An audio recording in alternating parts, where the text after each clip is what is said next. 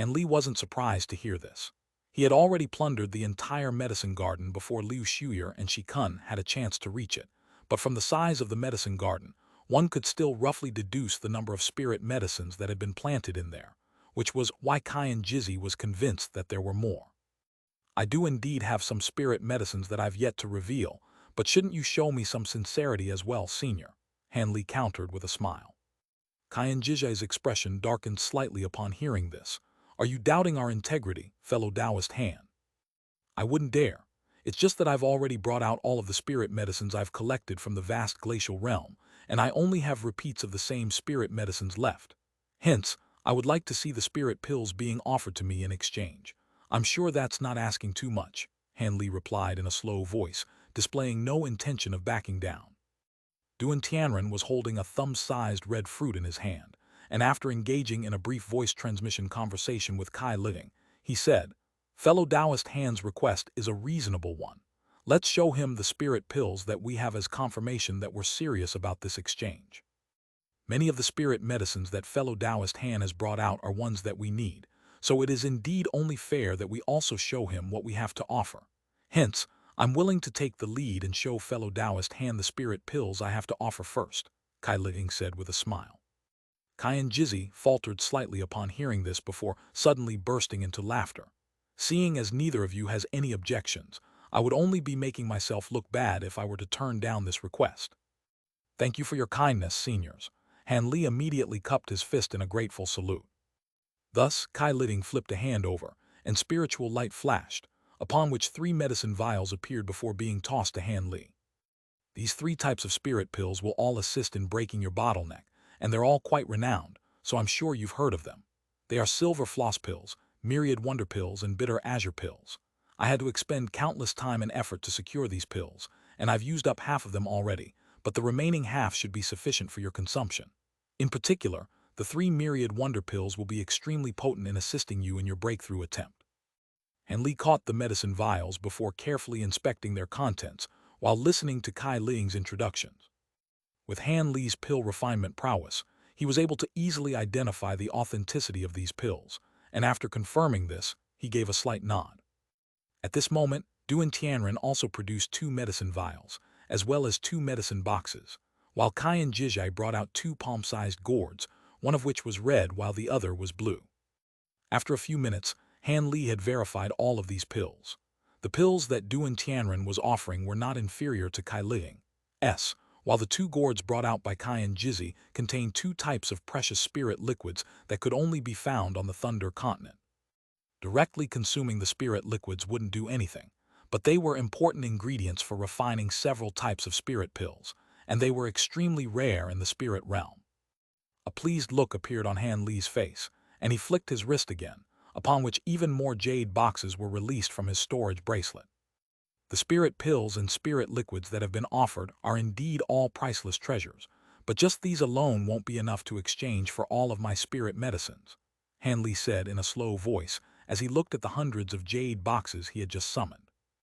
Duan Tianren was ecstatic at the sight of the hundreds of jade boxes in front of Han Li, and he chortled, "Haha, with our collective wealth, we'll be sure to have something that catches your fancy, fellow Taoist Han. Go right ahead and tell us what you'd like. Indeed, we'll be taking all of these spirit medicines. Please feel free to raise any conditions you have, fellow Taoist Han." Qian Jizhi was aware that Han Li had a vast quantity of spirit medicines, but he didn't expect Han Li to be willing to bring out so many at once, so he was also ecstatic. "I don't need any treasures at the moment, but I'm in need of some rare materials. I have a list with me here, and I was wondering if you had any of the items on there. I've also heard that the crystal race's crystal moon liquid was considered to be a holy medicine for body refinement, so I would like to secure a vial from Senior Kai if possible. On top of that, I'm also interested in the refinement methods for sentient puppets and myriad wonder pills, and I was hoping to secure those as well." Han Li rattled off a list of many conditions. Letter 1D65B, letter 1D4FB, letter 1D486, letter 1D486, letter 1D498, letter 1D65A, letter 1D658, letter 1D664, letter 1D662. Qian Jizhi and the others couldn't help but exchange a glance upon hearing this. "Aren't you going too far, fellow Taoist Han? Setting aside the materials, only the pill refinement masters have the refinement method for myriad wonder pills. Crystal moon liquid is also something that many holy grade beings are desperately searching for. Kai Ling's brows furrowed in a display of displeasure. I don't think I'm asking for too much. These are almost all of the spirit medicines I obtained from the vast glacial realm, and if any of them were to be presented to an auction house, countless holy grade beings would undoubtedly fight to get their hands on them. There are hundreds of these spirit medicines here, and many of them are already extinct in the spirit realm. Furthermore, the ages of these medicines are also completely unfathomable, so I think I'm already making a huge concession by asking for such an exchange, Hanli countered in a calm manner. There's no way we can give you the refinement methods for myriad wonder pills and sentient puppets. Those are fundamental to our heavenly cloud races and can't be leaked to outsiders no matter what, Xianxia refused in an implacable manner. Crystal moon liquid is also extremely precious, but I guess I can spare a vial, Kai Ling said with a pained expression. Duan Tianren's expression had also darkened slightly, but Han Li didn't pay this much heed. He had only been trying to probe the bottom lines of the three seniors with his proposed conditions, and even though Kai and Jizzy clearly wasn't open to negotiation, being able to secure a vial of crystal moon liquid was still a massive victory. Thus, after a brief pause, Han Li said in a calm voice, "Seeing as the refinement methods of the pills and sentient puppets can't be leaked to outsiders, then I won't force the issue. I'll simply ask for the other half of the spirit stones required to activate the super teleportation formation as well. That should be a far easier condition to fulfill." Kai Ling faltered slightly upon hearing this before replying with a smile. "Spirit stones, that's certainly no problem at all." Kai and Jizzy and Duan Tianren also agreed to this arrangement, as their expressions eased slightly. Seeing as the conditions for the exchange had been established, Han Li summoned an azure jade slip before tossing it toward Kai Ling. Kai Ling raised an eyebrow before catching the jade slip, then injected her spiritual sense into it to find that it was a list of many materials, quite a few of which were vastly renowned to her. She glanced at Han Li with a hint of a smile on her face before flicking her wrist and tossing the jade slip to Duan Tianren. Meanwhile, she began to examine the spirit medicines Han Li had brought out. Moments later, all three of them had examined the new spirit medicines, and after confirming that nothing was amiss, they each began to summon different containers such as wooden boxes and jade vials out of their storage bracelets. Within mere moments, around 60% to 70% of the materials on the list had been assembled. Han Li's expression remained unchanged, but he was actually extremely astonished. This naturally wasn't a list of random materials. Most of them were actually ones that Qing Yuanzi had requested, and even though most of these materials weren't the ones on the list that were of the utmost importance, they were still all extraordinary items. As such, Han Li was naturally quite stunned that Kai and Jizzy and the others were able to assemble so many of them, without even batting an eyelid. However, this also indicated that these three body integration stage beings had indeed made extensive preparations in advance, so they were sincere in their offer to trade with Han Li. Otherwise, they wouldn't be carrying so many precious items with them. After examining all of the materials, Han Li stowed them away into his storage bracelet in a pleased manner. At this moment, Duan Tianren suddenly said, "Aside from a few of the materials that we can't track down, I'll get the rest delivered to you within 10 days. Will that be an issue, fellow Taoist Han?" "Of course not. I have full trust in your words, senior," Han Li replied with a smile. "These are the spirit stones and crystal moon liquid that you asked for. You really are stripping us bare, fellow Taoist Han. We might have to start borrowing from our friends to make ends meet," Kai Ling chuckled as she swept a sleeve through the air. A black leather pouch and a shimmering blue vial were immediately sent flying toward Han Li within a ball of five-colored light. "Surely you jest, senior," Han Li chuckled in response as a hint of elation flashed through his eyes, and he made a grabbing motion to draw the two items into his grasp. He only gave the spirit stones within the leather pouch a rough examination with his spiritual sense before tossing it into his storage bracelet, but he was a lot more thorough in his inspection of the small blue vial. Not only did he open the vial and use his spiritual sense to examine it several times, he even held it up to his nose and took a whiff of the contents. Only after that careful assessment did he stow the vial away. Seeing as the exchange had been completed, Han Li naturally wasn't going to stick around any longer. Thus, after extending a bow to the three body integration stage beings, he bade them farewell and departed. The three body integration stage beings clearly didn't want Han Li to stay any longer either, so they also bade him farewell. Spiritual light flashed from the teleportation formation, and Han Li instantly vanished. "You two can go as well," Kai Living said to Liu Shuyer and Shi Kun.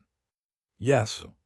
Liu Shuyer naturally accepted the instruction, whereas Shi Kun glanced at Duan Tianren before also doing as he was told after receiving a nod of confirmation from Duan Tianren. Thus, the two of them also stepped onto the teleportation formation and disappeared in a flash.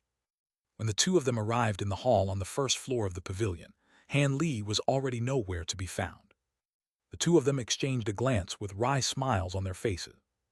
"Let's split these spirit medicines evenly as we agreed on," Duan Tianren said with undisguised excitement in his eyes as he looked at all of the jade boxes hovering in the air. Kai Living was also very excited, but she shook her head and countered, "Hold on.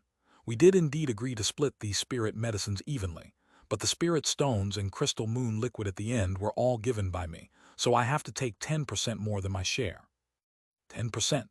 Are you planning to go back on your word, Fairy Kai? Fellow Taoist Duan and I will naturally reimburse you for your spirit stones. As for the crystal moon liquid, that is indeed a holy medicine for body refinement, but how can it compare with 10% of all the precious true immortal realm spirit medicines here? You can have 5 or 6 extra spirit plants at most as compensation, Kai and Jizzy said in a cold voice as his expression darkened. "Sure, I'll take 5 extra spirit plants then," Kai Living eagerly agreed with a smile on her face. Kai and Jizzy faltered slightly upon seeing before immediately realizing that he'd fallen for a trap, and an indignant look on his face, but he merely gave a cold harumph before falling silent. Meanwhile, Duan Tianren was inspecting the unfolding scenes with his arms crossed and a faint smile on his face. Thus, the three of them immediately began to allocate the hundreds of spirit medicines between them, and after several rounds of intense bartering, they were finally able to split up all of the spirit medicines. With these spirit medicines, the bottleneck that has troubled me all these years will surely be broken with ease," Duan Tianren said in a pleased manner as he stowed away his jade boxes. "I'm sure he didn't bring out all of the spirit medicines, though. Aren't you too interested in what he has left?" Kai and Jizzy suddenly asked as a sinister look flashed through his eyes. Duan Tianren and Kai Living naturally immediately understood what he was implying, but after exchanging a glance with one another, wary looks appeared on both of their faces. Duan Tianren contemplated the matter for a while before shaking his head in response. "The three of us will naturally be able to take him down with ease, but don't forget the order that Senior Wang issued to us a few days ago. He instructed us to allow that kid to access the teleportation formation, so he must be related to Senior Wang somehow. Also, I've heard my disciple describe the size of that medicine garden, and even if he's kept some spirit medicines in reserve, it definitely wouldn't be a lot. It's not worth risking Senior Wang's wrath to try and secure those remaining spirit medicines. On top of that, that kid is quite powerful in his own right, and he's been very cooperative, so there's no need to do something like this." I second Brother Duan's opinion. Even as holy race beings, we definitely don't want to risk incurring Senior Wang's wrath over something like this, Kai Living chimed in a solemn manner. "In that case, just pretend like I never said anything. It appears I was indeed a little too greedy." Kai and Jizzy glossed over the matter with a sheepish chuckle. Without Kai Living and Duan Tianren's support, his scheme was naturally laid to rest. At this point, Han Li had already arrived at the foot of the mountain. His robes were fluttering around him in the wind, and he had a calm and collected look on his face. However, his mind was racing rapidly as he assessed the exchange that had just taken place. On the surface, it seemed that he had ended up with the short end of the stick by exchanging so many true immortal realm spirit medicines for some materials and spirit pills.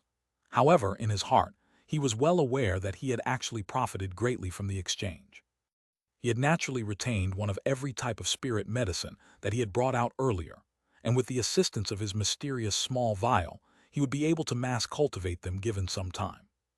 As such, all he was sacrificing in this exchange was actually time, and not a lot of it at that. With the red silk fruits and corrosive poison weed, he didn't know if his standard nurturing method would work, so he only handed over a few of those plants each and kept most of them for himself. As for the unique spirit medicines and that mysterious silver lotus seed pod, he naturally hadn't handed them over either. As such, Han Li had essentially received such immense benefits from Kai and Jizzy and the others at the cost of virtually nothing, so he was naturally in a very good mood. After departing from the mountain, Han Li went to an inn on a different nearby mountain and temporarily settled there. During the next 3 days, he either stayed in his room or traveled to all types of material shops in concealed Worm City to purchase large amounts of materials. These materials weren't necessarily all that precious, but they were all unique to the Thunder Continent. He was preparing to return to the Tian Yuan continent, so he naturally had to purchase a vast quantity of these materials to ensure a sufficient supply. On the morning of the 4th day, Han Li departed from the inn and left concealed Worm City, traveling to Azure Worm Peak, which was a mountain that was close to 100 kilometers to the west of the city. In this massive mountain range, this mountain was completely nondescript and didn't stand out in size, nor appearance. If it weren't for the fact that the mountain was filled with a type of tree that remained azure all year round, and the shape of the mountain resembled an ascending worm, it would most likely completely escape one's notice. Han Li flew over into the air above the mountain as a streak of azure light before the light faded to reveal him, and he cast his gaze downward.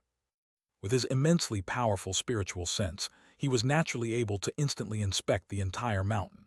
As a result, he discovered that the mountain was completely empty, so Xianxia clearly still hadn't arrived yet. Han Li wore a contemplative expression as he hovered in the air for a while, before suddenly sweeping a sleeve through the air, sending a dozen or so formation flags flying downward.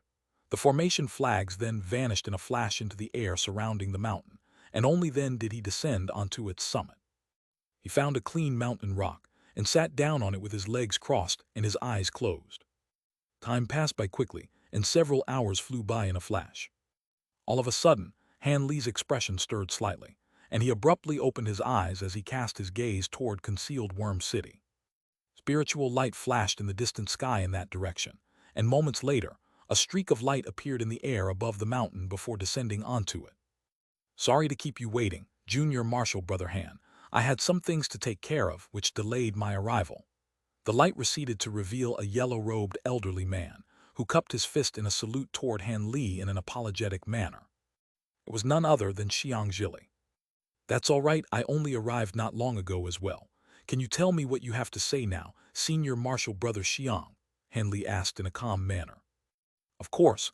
However, before that, I have to show you something first." Xianxia reached one of his hands out of his wide sleeve to reveal a shimmering green jade box before handing it over to Han Li with a smile on his face. Han Li glanced at the jade box before sweeping his spiritual sense toward it, only for his spiritual sense to be immediately repelled. A hint of surprise appeared in his eyes, and he asked, "Is this the item that you want to give me, Senior Marshal Brother Xiang? What is it? You're certainly being very secretive about this." An extremely profound restriction seemed to have been set up inside the jade box. You'll know once you open it, Junior Marshal Brother Han," Xianxia encouraged with a mysterious smile. Han Li nodded in response before accepting the green jade box to find that it was as light as air. He then took another glance at Xianxia with a peculiar look on his face before suddenly tossing the jade box into the air. A streak of azure sword chi that was around 10 feet in length flew out of his sleeve before striking the box viciously in a flash. "Arg!" Xianxia immediately let loose a cry of surprise upon seeing this, but it was too late for him to stop Han Li. The jade box was sliced open by the sword chi amid a faint crack, and an item drifted out of it. Han Li's eyes narrowed slightly to inspect the item, and a hint of surprise appeared on his face. This was a shimmering golden talisman with profound silver patterns all over its surface. On top of that, there were countless golden and silver runes surrounding the talisman, giving it an air of mystery. A calm expression reappeared on Xianxia's face, and he made no mention of how Han Li had sliced open the box. Instead, he said in an earnest manner, "This is a giant spirit talisman that I obtained by chance in the human world, but it requires someone of the deity transformation stage or above to be able to refine it. It's all thanks to this talisman that I was able to survive my tumultuous trip through the spatial node into this realm. However, my cultivation base has plummeted all the way to the core formation stage, so I have no use for it anymore. As such, I decided to give it to you, but in exchange, I want you to do something for me once you return to the human race. Rest assured, this is something that's well within your capabilities." Han Li's brows furrowed slightly upon hearing this, but he didn't immediately respond. Instead, he made a grabbing motion upward, and a burst of invisible force drew the golden talisman into his hand. His heart stirred slightly as he sensed the pure spiritual power emanating from the giant spirit talisman, and several thin, translucent threads suddenly erupted out of his glabella before vanishing into the talisman in a flash. Spiritual sense crystallization. Xianxia couldn't help but exclaim as a hint of shock flashed through his eyes. Right in the next instant, a startling turn of events suddenly unfolded. The giant spirit talisman suddenly began to release a faint buzzing sound while its golden color instantly turned black. At the same time, a burst of gray chi appeared over its surface, and a plume of grayish-white thin threads erupted from the talisman. The threads reached Han Li in a flash, but Han Li seemed to have anticipated that this would happen, and he remained completely unflustered.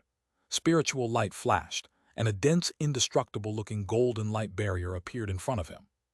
At Han Li's current cultivation base, the protective spiritual light formed by his provenance true devil arts was completely impervious to the effects of normal treasures. However, this proved not to be the case here. The grayish-white threads punctured through the golden light in a flash before vanishing into his body. A bone-chilling sensation immediately spread through Han Li's body from the grayish-white threads, and within the span of a single breath, his body had become completely numb and immobilized. At the same time, a sinister look suddenly appeared on Xianxia's face.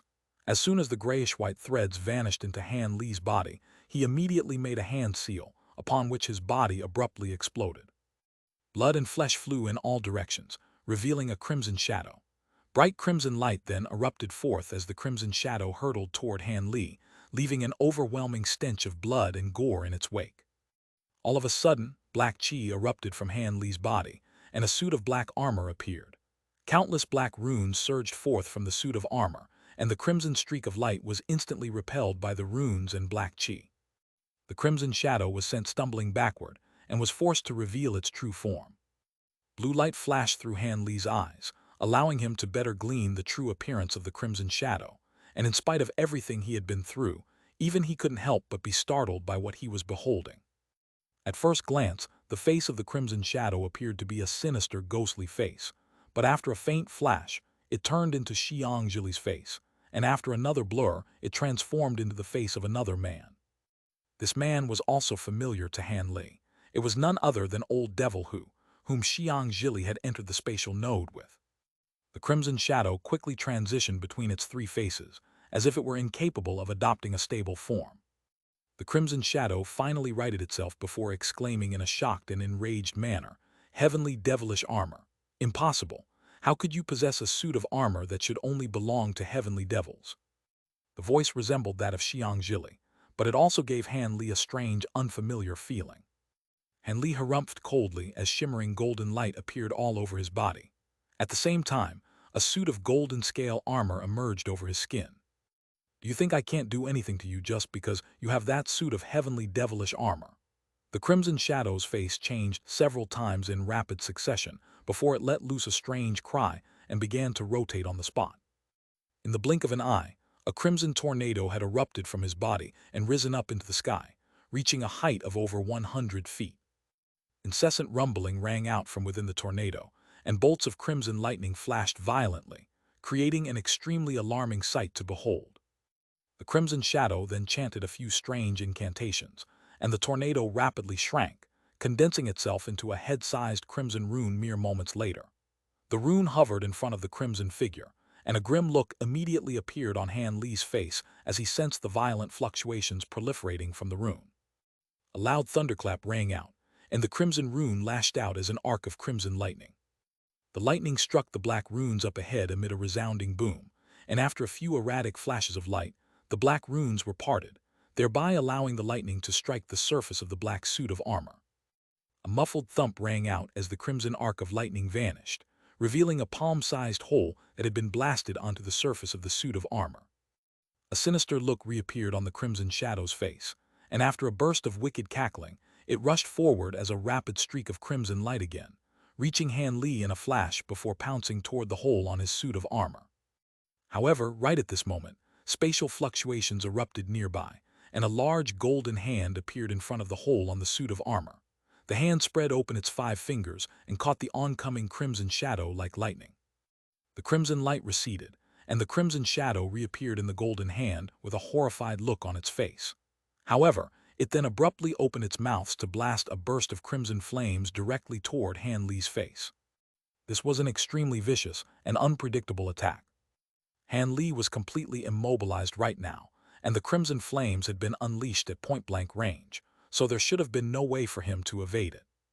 However, a cold smile suddenly appeared on Han Li's face, and black light flashed on his glabella, following which an inky black eye was abruptly opened. Black light flashed, and a beam of black light shot forth before striking the crimson flames with unerring accuracy. The nearby space warped, and the two intertwined before vanishing into thin air together. The crimson shadow was quite startled to see this, and bright crimson light erupted from its body as it attempted to unleash some other type of ability, but it was already too late. A layer of silver flames suddenly appeared over the golden hand that it had been caught in, and the crimson shadow was instantly inundated. Blood-curdling howls rang out from within the silver flames as the crimson shadow struggled with all its might, changing its size and form at will to try and escape. However, the large golden hand was like an inescapable vice that refused to let it get away. After just the span of a few breaths, the blood-curdling howls ceased, and the crimson shadow was incinerated into nothingness. Come to think of it, this crimson shadow had been quite unlucky. With its formless body, normal treasures and abilities would have completely failed to trap or harm it. However, that large golden hand belonged to the Provenance golden body, and after its multiple refinements and Han Li's vast improvement in cultivation base, it had attained incredible abilities, thereby allowing it to pluck the formless crimson shadow straight out of the air. As for the spirit engulfing heavenly flames, it possessed the power to devour all types of energy in the first place, and after devouring many other types of flames, it had become extremely potent against devilish beings and evil chi. Only then was this vastly powerful crimson shadow destroyed so easily. Han Li's expression eased slightly upon seeing this, and the law-destruction eye on his glabella slowly closed before fading away. He then began to chant something, and golden light swirled around his body as he opened his mouth to expel a fist-sized ball of light. The ball of light was enshrouded within a layer of golden light, and it was revealed to be a clump of grayish-white threads. The strange threads that had infiltrated his body earlier were forcibly condensed by his true essential power before being expelled from his body. This was also a result of his massive cultivation base improvement and the significant progress he'd made in his Provenance true devil arts. Otherwise, he still wouldn't have been able to accomplish this. As soon as the grayish-white clump was expelled, he regained control over his body, following which he immediately pointed a finger at the silver flames. The spirit engulfing heavenly flames instantly swept forth toward the large golden hand, before encompassing the ball of grayish-white light. Meanwhile, the golden hand vanished into thin air amid a flash of light, and the ball of light flashed a few times before disintegrating into nothingness within the silver flames. Only then did Han Li turn around to appraise the mangled remnants of Xianxia's body, and he couldn't help but heave a faint sigh. He still couldn't figure out exactly what had happened to Xianxia for such a sinister being like the Crimson Shadow to be lurking in his body, but this physical body definitely did belong to Xianxia. From the unsettling transitioning faces of the Crimson Shadow, it seemed to have already devoured Xianxia, an old devil whose souls before fusing them as one. Thankfully, the hibernating weeping soul beast had suddenly displayed a slightly restless and uneasy reaction when he had met Xianxia in Cloud City for the first time, thereby alerting him to the fact that something was amiss. Otherwise, he would have failed to notice anything. If this Xianxia hadn't been attempting to plot against him, Han Li naturally wouldn't have gone out of his way to kill him. However, during their two previous encounters, Xianxia had clearly been intent on making him fall for some kind of sinister trap, thereby igniting the killing intent in his heart, which was why he decided to meet him as planned. However, he wasn't 100% sure that there was something wrong with this Xianxia, which was why he had waited until the trap was sprung. Following the huge strides Han Li had made in the vast glacial realm and the seed of wariness that had already been sowed into his heart, he was confident that he wouldn't fall prey to the devious plot he was potentially walking into. Even if he hadn't used his golden body and spirit engulfing heavenly flames, there were still many other ways for him to kill that Crimson Shadow with ease. After all, there was too much of a disparity between his and Xianxia's powers. The Crimson Shadow had detonated Xianxia's body before absorbing most of the body's blood essence, but that still wasn't enough for it to unleash much of its power. Han Li stood on the spot and heaved an internal sigh. Xianxia had once stood at the very pinnacle of the human world, yet he had fallen to such a tragic fate. It was truly a saddening sight. Han Li didn't know if he, an old devil who had fallen prey to that crimson shadow in the spatial node, or after they had arrived in the spirit realm. If it were the latter, then that would be even more tragic. Han Li heaved another faint sigh before gently sweeping a sleeve through the air, unleashing a wave of crimson flames that instantly incinerated the mangled set of remains into nothingness. As for that so-called giant spirit talisman, it had already crumbled into nothingness following the demise of the crimson shadow. After that, Han Li didn't delay there any longer. He made a grabbing motion in the air around him, and barely detectable spatial fluctuations immediately erupted in the air around the mountain peak. A dozen or so balls of light of different colors then emerged before vanishing up his sleeve in a flash. These were none other than the formation flags he had released earlier. The formation flags had formed a simple formation that concealed spiritual chi fluctuation. In the instant that Xianxia arrived on the mountain, Han Li had secretly activated the formation to conceal the energy fluctuations that had erupted from their battle. Otherwise, to some beings, they would have still been able to notice what was happening on this mountain, which was only less than 100 kilometers away from concealed Worm City. The formation wouldn't have been able to completely conceal the signs of their battle, but it wouldn't have been very noticeable even to high-grade beings. Han Li rose up into the air as a streak of azure light before flying toward concealed Worm City. Not long after that, a group of patrolling armored warriors arrived on the scene from another direction. However, after searching around the mountain, they discovered nothing and could only return in a frustrated manner. As for Han Li, as soon as he returned to concealed Worm City, he went back to the inn and remained in his room. During the next few days, Kai and Jizzy and the others sent the missing materials to Han Li in batches, and it seemed that they really were going to keep their promise. Han Li naturally accepted them without any qualms. A month later, Han Li finally emerged from the inn before flying toward the tallest mountain in concealed Worm City. It was said that the most important buildings in concealed Worm City were situated on that peak, along with a few secrets that weren't known to outsiders. Half a day later, the entire mountain suddenly shuddered before a massive pillar of light erupted into the heavens from a certain place within the belly of the mountain. After just a few flashes, the huge pillar of light vanished. These events drew some attention from the nearby heavenly cloud beings and became the topic of conversations for a few days. But as time passed, everyone gradually forgot about this and carried on with their daily lives. At the same time, a pillar of light also erupted from the heavens from an obscure location on another continent that was countless kilometers away from the Thunder Continent. Immediately thereafter, a humanoid figure appeared at the center of a giant formation while the pillar of light receded. In the primordial world of the Tian Yuan continent, there were countless types of unidentifiable beasts and monsters. There were also some extremely perilous locations that were lethal to even high-grade cultivators, and countless beings of all races perished each year in the primordial world. Even so, countless cultivators were still willing to enter the primordial world for its precious materials and potential opportunities. The human race was situated in a secluded corner of the Tian Yuan continent, and it was far weaker than the major races on the continent. It wasn't even much more powerful than its few neighboring races. Thankfully, they were able to ally themselves with the demon race, which was roughly comparable in power. Furthermore, the 3 regions and 7 territories had all been sealed away by a super restriction set up by the primordial mighty figures of the 2 races. Aside from Deep Heaven City, there were no other entrances leading into the land of the 2 races, and this was what had allowed the 2 races to exist in the spirit realm to this very day. Of course, Deep Heaven City was regarded as an extremely important place by the 2 races. Not only were there large numbers of powerful beings from both races constantly stationed there, the city itself had a panel of elders that was solely responsible for defending the city.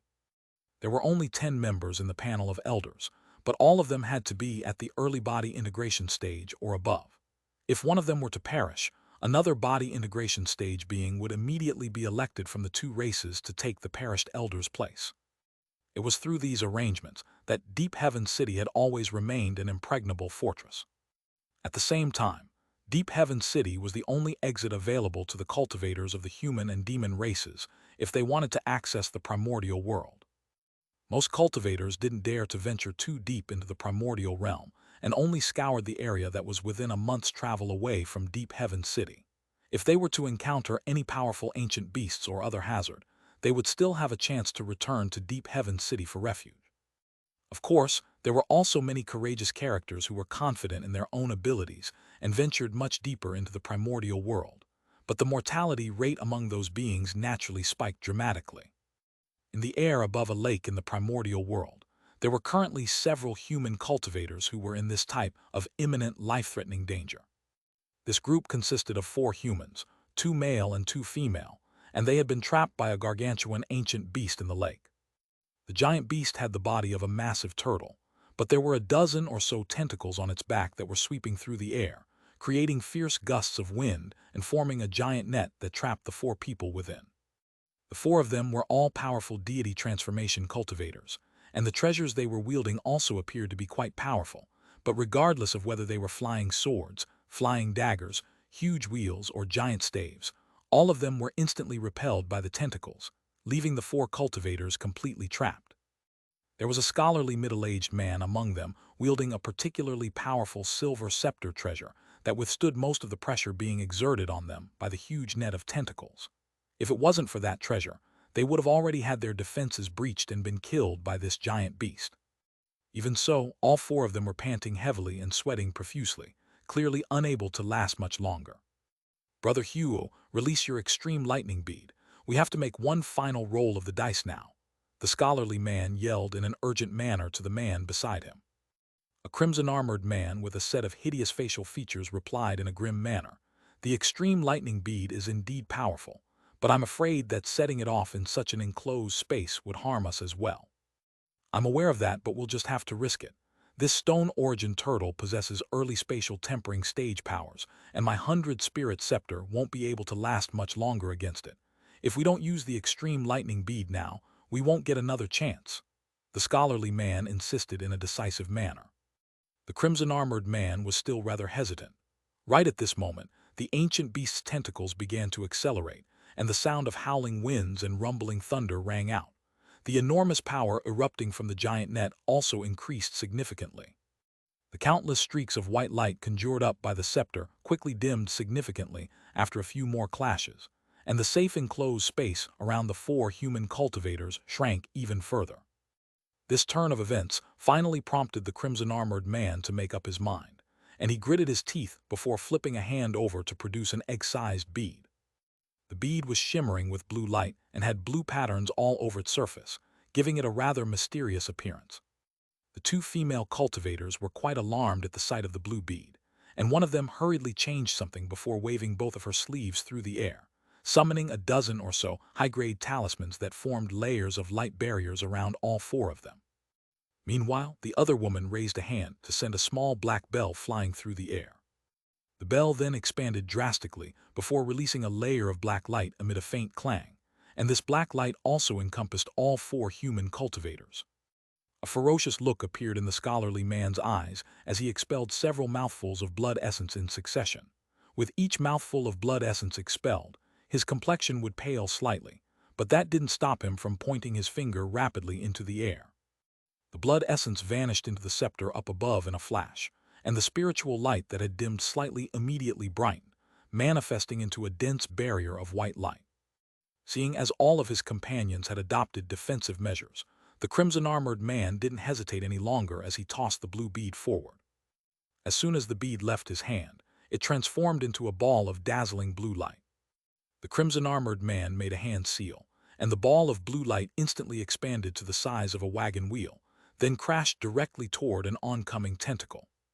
An earth-shattering boom rang out, and the blue ball of light exploded as soon as it came into contact with the tentacle, sending bursts of blue shockwaves erupting forth in a frenzy. The giant net formed by the dozen or so tentacles was instantly inundated by blue light, and the shockwaves spread to cover a radius of over 500 meters.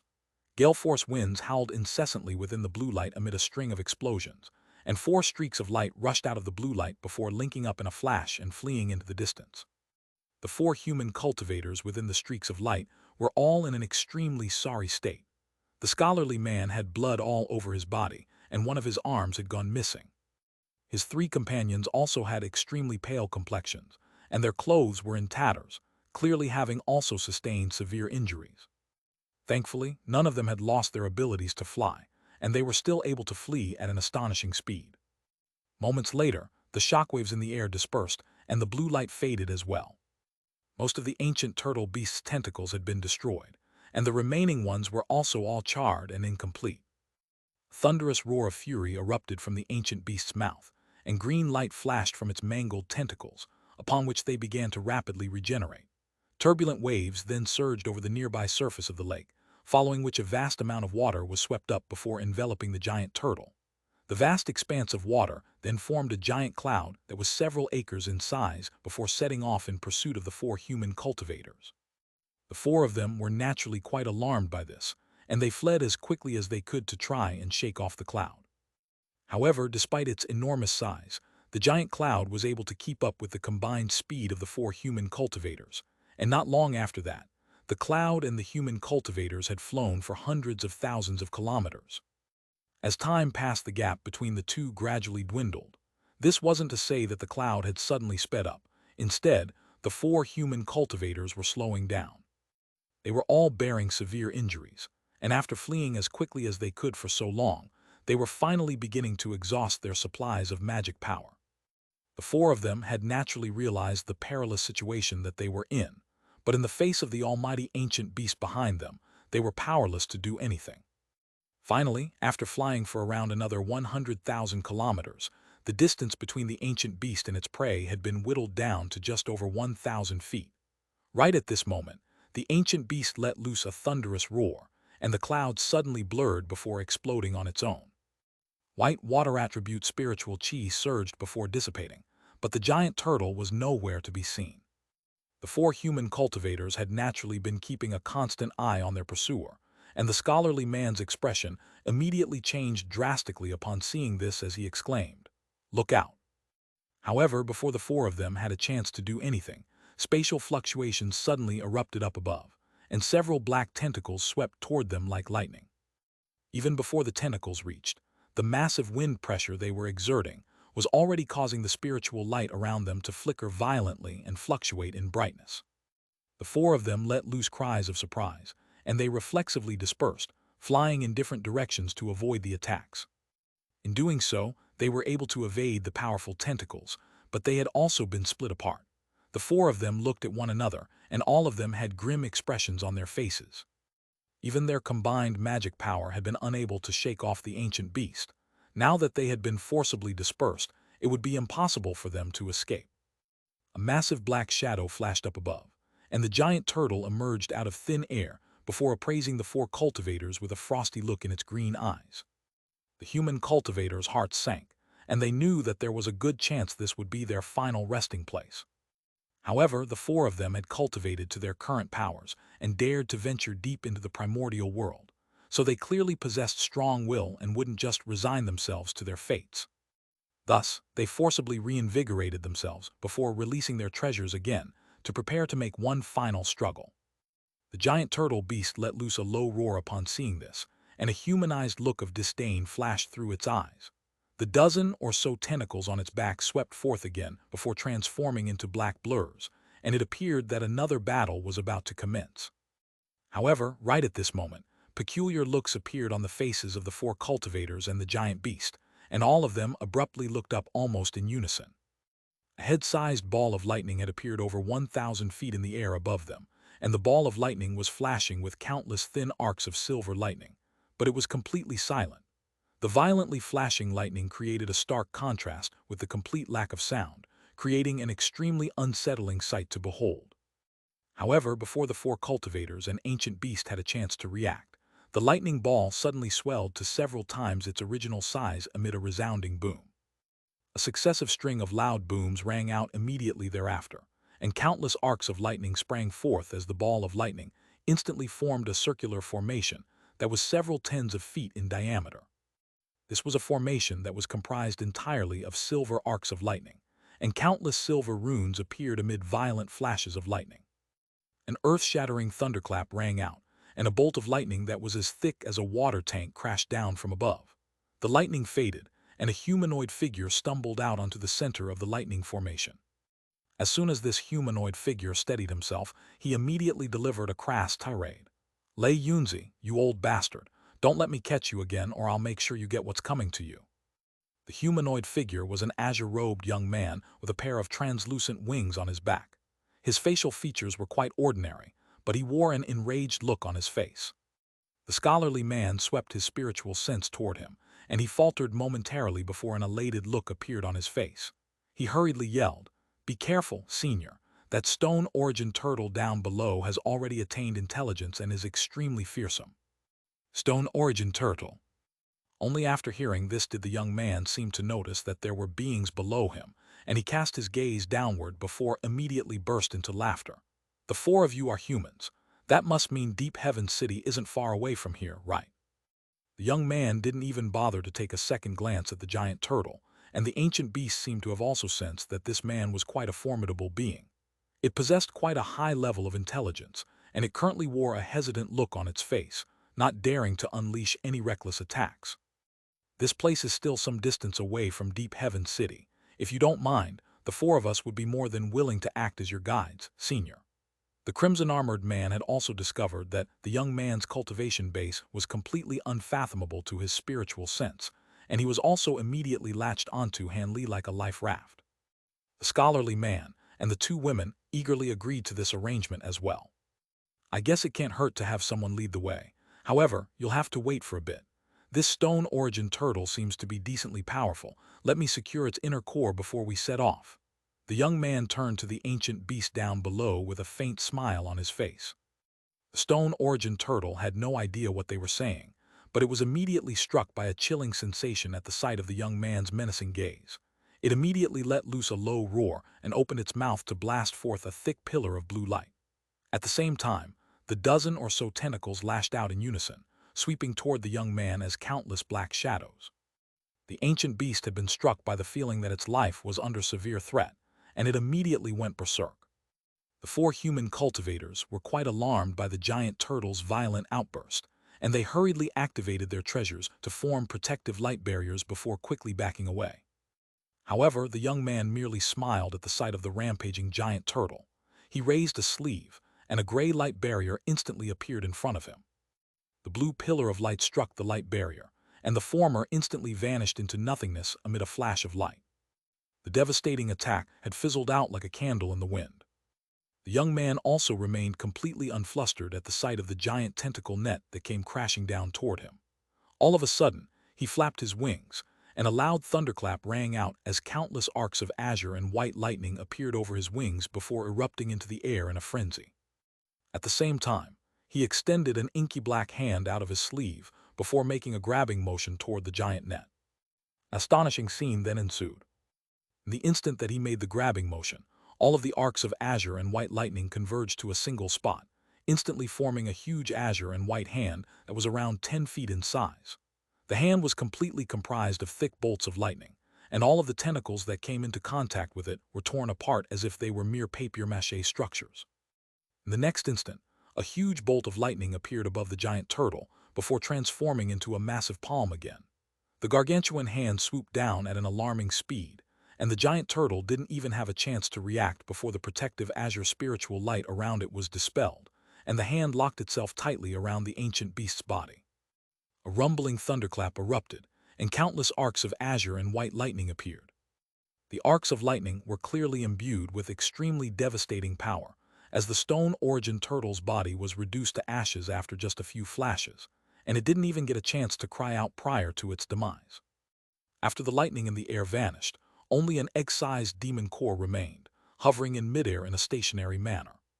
The young man made a grabbing motion, and the demon core was immediately drawn into his grasp. He casually inspected the demon core a few times before stowing it away amid a flash of spiritual light, then turned to face the four human cultivators. "All right, we can set off now." The four human cultivators had already been completely rooted to the spot. They had experienced the powers of that spatial tempering stage stone origin turtle for themselves, and it had almost brought about their demise. However, this young man had slain the giant beast as if it were nothing more than an ant. This was simply incredible. Could it be his cultivation base was far superior even to what they had imagined? The scholarly man took a deep breath before hurriedly extending a deep respectful bow. May I have the honor of knowing your name, senior? Could it be that you're a body integration stage cultivator? Body integration stage? I'm not quite there yet. As for my name, my surname is Han, the young man replied in a calm manner. This young man was naturally none other than Han Li. Letter 1D627, letter 1D455F, letter 1D452, letter 1D452, letter 1D638, letter 1D626, letter 1D624, letter 1D630, letter 1D4C2. Over 100 years had passed since he had teleported back to the Tian Yuan continent. Back when he was teleported from the Thunder continent, he had found himself in an extremely secluded part of the Tian Yuan continent. Aside from a few heavenly cloud beings who had been sent there to guard the teleportation formation, there were no other beings around. After he displayed his identification Jade slip to those heavenly cloud beings, he was able to depart without a hitch. However, even Han Li hadn't anticipated just how lengthy his journey back to the human race would prove to be. With his current powers, even body integration stage beings weren't all that formidable to him, but the Tian Yuan continent was simply far too massive. On top of that, there were countless hazards that arose during his journey, and he also had to pass through the territories of some foreign races. Even though Han Li had been extremely alert and cautious, he still almost perished on several occasions. There was one occasion where he had been chased for several months by multiple body integration stage ancient beasts, and he had only managed to outlast them in a battle of stamina by relying on his abundant supply of spirit pills and spirit stones. There was also one occasion where he had unwittingly stumbled into a glacial realm and was swept up by a type of strange glacial tide. On that occasion, if it hadn't been for his 5-colored glacial flames, ability to absorb this strange glacial power, he would have remained there forever as an ice statue.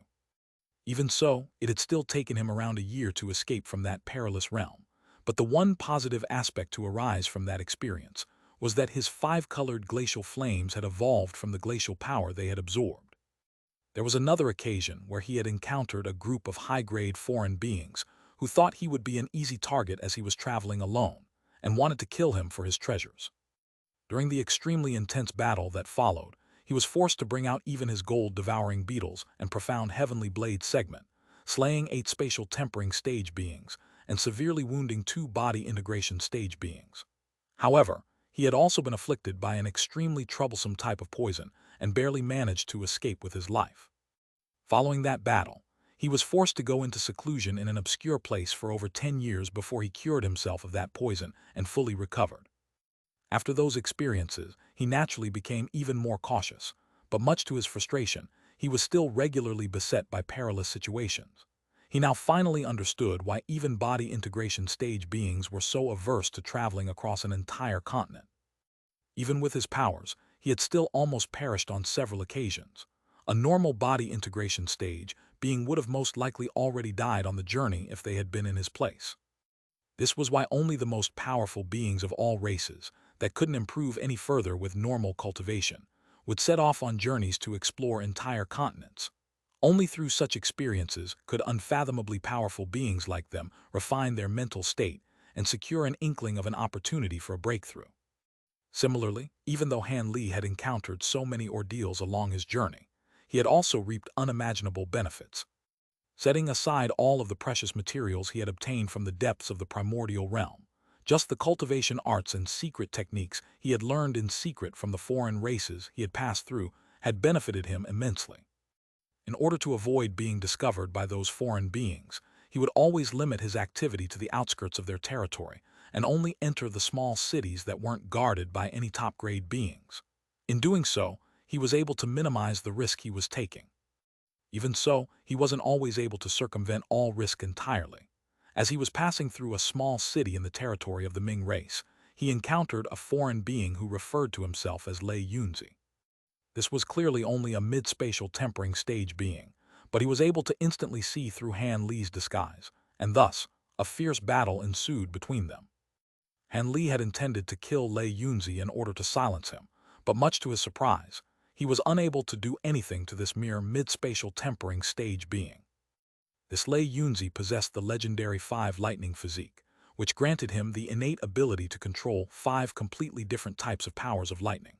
Furthermore, He was also using a lightning cultivation art that had gone missing long ago, and this cultivation art allowed him to freely transition his body between a physical and lightning form at will. He was restricted by his cultivation base, so he couldn't maintain the cultivation art for too long, but it was still enough for Han Li to be completely unable to do anything to him. What was even more damning was that this Lei Yunzi was also a formation master of the Ming race. He was able to integrate these skills with his lightning abilities to devise a unique lightning formation, which allowed him to transform the lightning within his body into any type of formation at will. These formations included trapping formations, as well as offensive and defensive formations, and their powers and versatility were truly astounding. Of course, with Han Li's powers, Lei Yunzi also couldn't do anything to him either, and after battling for a month, the two of them eventually became friends of sorts. Han Li was naturally extremely curious toward Lei Yunzi's lightning powers and lightning formations, while Lei Yunzi was very intrigued by Han Li's divine Devilbane lightning, as well as his lightning beads and lightning robe. Thus, the two of them eventually negotiated a truce and began to exchange cultivation experiences. As a result, Han Li learned a few very practical lightning formations, and Lei Yunzi also absorbed some divine Devilbane lightning from him. Only then did the two of them part ways, having benefited mutually from one another. However, either these lightning formations were extremely difficult to cultivate or Lei Yunzi had intentionally omitted some key details, but Han Li was never able to control them as he pleased. Furthermore, it was often the case that some minor issues would arise when he tried to use them, making him feel very frustrated. After studying these formations in greater depth, Han Li was finally able to ascertain that it was most likely the case that Lei Yunzi had indeed omitted some key details. Han Li was naturally quite disgruntled by this, although he had also given Lei Yunzi a flawed version of the lightning symbol technique, so his success rate when attempting to manifest lightning beads would be less than 10%. As such, Han Li could only rely on his own knowledge and formation expertise to gradually rectify these lightning formations, expending a vast amount of time and effort in the process. The lightning formation that he had just emerged out of was the one that he held in the highest regard. This formation could draw upon the power of lightning to form a short-distance teleportation formation that worked within a range of around 5,000 kilometers. Using this formation, Lei Yunzi was able to teleport himself to his desired destination accurate to the nearest 1,000 feet, and he could complete the entire teleportation process in the span of just a few breaths. However, due to the fact that Han Li had received a flawed version of the technique, no matter how hard he tried, he could only randomly teleport within a range of 5,000 kilometers. Furthermore, the teleportation process took him over 10 times longer than it did for Lei Yunzi. That last teleportation was another experiment conducted by Han Li following the latest improvements he had made, but the effect was still the same. This made his resentment toward Lei Yunzi boil over, and he couldn't help but curse Lei Yunzi's name. At this point, it had already taken him over 100 years to get to this place from the other side of the Tian Yuan continent, and he was naturally ecstatic to see these human cultivators. Referencing some rough maps of the continent, he knew that he was close to human territory, but there was no way to accurately gauge how much further he still had to go. Furthermore, these were the first human brethren he had seen in many years, and their presence verified to him that Deep Heaven City was indeed not far away, so how could he not be ecstatic? After wandering across multiple lands for countless years, he was constantly meeting different beasts and foreign beings, so he naturally missed being back in human company. Most importantly, Han Li had always been concerned about whether Nangongwan had ascended yet. He didn't know if this beloved wife of his had successfully ascended to the spirit realm, and whether she had also arrived at Deep Heaven City. Han Li's expression remained unchanged, but there were many thoughts racing through his mind. He raised a hand, and a shimmering azure flying carriage was released. The carriage was around 70 to 80 feet in length, with many profound runes inscribed over its surface. There were also two winged giant wolf puppets that were hovering in midair in front of the carriage.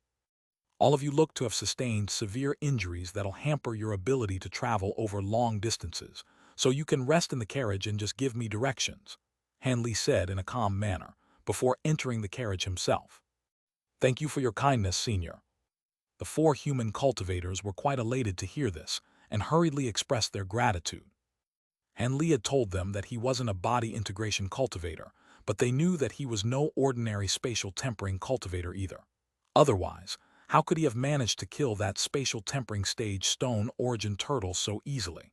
With that in mind, they naturally didn't dare to go against his wishes. On top of that, they really were in dire need of rest and recuperation, so they were more than happy to follow this order. What was going to be an extremely treacherous journey back was virtually guaranteed to be a completely safe one now with the accompaniment of such a powerful being. Thus, the four of them flew onto the flying carriage in quick succession, and Han Li made a hand seal, sending 2 azure incantation seals flying through the air, each of which flew into one of the 2 giant wolf puppets. The stationary puppets immediately seemed to have sprung to life, and they let loose bursts of low roars before flapping their wings and flying through the air. Meanwhile, an azure light barrier appeared around the flying carriage to shield the 4 human cultivators, and the carriage flew into the distance as a ball of azure light.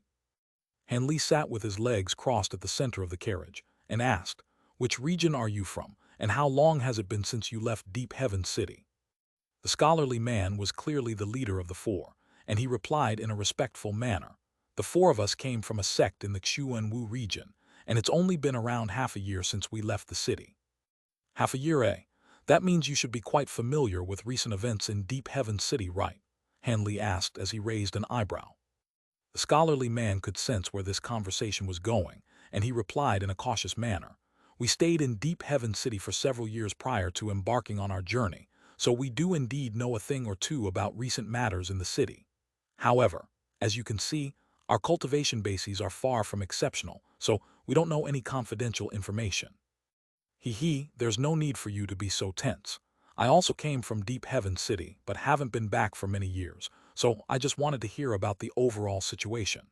Seeing as Deep Heaven City still stands, I presume the foreign beings from back then didn't manage to conquer it," Han Li chuckled. The scholarly man was rather taken aback to hear this, but he immediately replied in a truthful manner, "Foreign beings? Was that when you left Deep Heaven City, Senior? At the time, a few of the nearby races joined forces to attack the city, but our human race and the demon race put up firm resistance, and both sides suffered severe casualties. I've heard that there were even body integration stage beings who had perished during that battle. However, just as the battle reached its climax, the foreign army suddenly retreated without any warning, which was how Deep Heaven City managed to survive." "They retreated." Han Li stroked his chin as a contemplative look appeared on his face. "Indeed, there were many different theories speculating the reason behind it. Some people say that our 2 races sent out our elite forces to attack the territories of these foreign races, thereby forcing them into retreat. There are also some people who say that a new profound heavenly treasure appeared, so all of the foreign beings set off to search for the treasure," the crimson-armored man explained. Han Li's heart stirred slightly upon hearing this, but his expression remained unchanged as he asked, "What are the rumors about the profound heavenly treasure?" This was something that created quite a stir back then. Some people say that the treasure was suddenly born within a certain foreign race, while others speculate that a foreign being of the body integration stage or above carried this treasure to our continent. There's even a conspiracy speculating that someone ascended from one of the lower realms and carried such a treasure into this realm," the scholarly man replied with a wry smile. Someone ascended from a lower realm." Han Li couldn't help but burst into laughter upon hearing this. "You also find that quite absurd, right, Senior? Profound heavenly treasures are extraordinary items. How could someone from a lower realm possibly be in possession of such a treasure? We have no clue how such ridiculous rumors came into existence," one of the female cultivators said with a smile. Han Li nodded in an ambiguous manner as he said, "It is indeed quite absurd. All right, tell me about all of the major events that took place in the 3 regions and 7 territories during the past 200 years. Many major events took place during the past 200 years that shook the 3 regions and 7 territories, but it'll take a very long time for us to recount all of those events," the scholarly man said with a fawning smile. "That's all right, we have such a long journey ahead anyway, so that should provide more than enough time for your stories," Han Li replied with a faint smile. "In that case, we'll do our best to provide an accurate account of the timeline of events," the scholarly man replied in a respectful manner. At this point, he had already taken some pills and was holding a spirit stone, which he was using to slowly replenish his energy. Thus, the scholarly man began his recount. The most important event to have taken place during the past 200 years was the death of the heavenly spirit sovereign several decades ago. He passed away after failing to transcend his final heavenly tribulation, and a new spirit sovereign is about to be chosen in the human race. Second to that was the disappearance of the young daughter of one of the 7 demon monarchs, the Nan Li Worm Monarch. His daughter mysteriously vanished from his lair, and for that, the Worm Monarch kicked up a massive fuss that almost tipped the 3 regions and 7 territories onto its head. Meanwhile, his 3 companions interjected to add details that he had missed from time to time. Han Li's expression initially remained unchanged as he listened to these stories, but a hint of surprise gradually appeared in his eyes, only to be slowly replaced by a rather grim expression. It seemed that a few earth-shattering events really had taken place in the human and demon races during the years that he had been away. Only after close to half a day did the 4 human cultivators finally complete their recounts, and when their voices trailed off, Han Li fell into silent contemplation. The 4 human cultivators naturally waited respectfully for Han Li to respond. After a while, Han Li suddenly asked, "Has a female cultivator from a lower realm by the name of Nangong Wan appeared in Deep Heaven City during these years?" Nangong Wan? I've never heard of that name before. Lower realm cultivators who have ascended during these past 200 years have been exceedingly rare, so we should definitely be aware of all of them. The scholarly man gave a confident reply after pondering this question for a moment. Han Li's eyes flashed, and a thought occurred to him as he continued. "Oh, perhaps she changed her name. Have there been any female cultivators who have ascended to Deep Heaven City of late?" "Ascended female cultivators are even rarer, but there have been a few," the scholarly man replied in a slightly hesitant manner. "All right, thank you for disclosing all of this information to me. I'll leave you to rest and recuperate now." Han Li nodded with a pleased expression before closing his eyes and falling silent. The 4 human cultivators also expressed their gratitude before closing their eyes to meditate. Han Li's expression appeared to be quite placid, but his mind was filled with Nangong Wan's gentle voice and smile. He had thought about her regularly for so many years, and after learning that there was a large chance that Nangong Wan had failed to ascend to the spirit realm, his heart began to throb with pain. The azure flying carriage flew even faster than when the 4 human cultivators had combined their powers, and a journey that should have taken over 2 months was completed in only about 1.5 months. The flying carriage stopped high in the air above Deep Heaven City, and a complex look appeared on Han Li's face as he looked at the monolithic city walls in the distance. After wandering in foreign territory for so many years, he had finally returned to a home of sorts. "Should we teleport into the city now, Senior?" the scholarly man asked in a careful manner. Not far away from the carriage stood a teleportation formation that was several tens of feet in size, and there were a dozen or so azure-armored dark azure guards standing around the formation. Light flashed from the formation, and several humanoid figures conversed with the dark azure guards before entering the formation and vanishing on the spot. This was none other than the teleportation formation that led into Deep Heaven City. Due to the fact that this city directly faced the primordial world, it didn't have a normal city gate, so those who wanted to enter the primordial world had to do so through teleportation formations.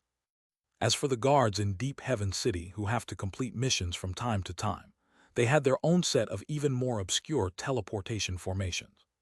Han Li withdrew his gaze before stomping his foot gently down onto the flying carriage, and it immediately embarked on a slow descent.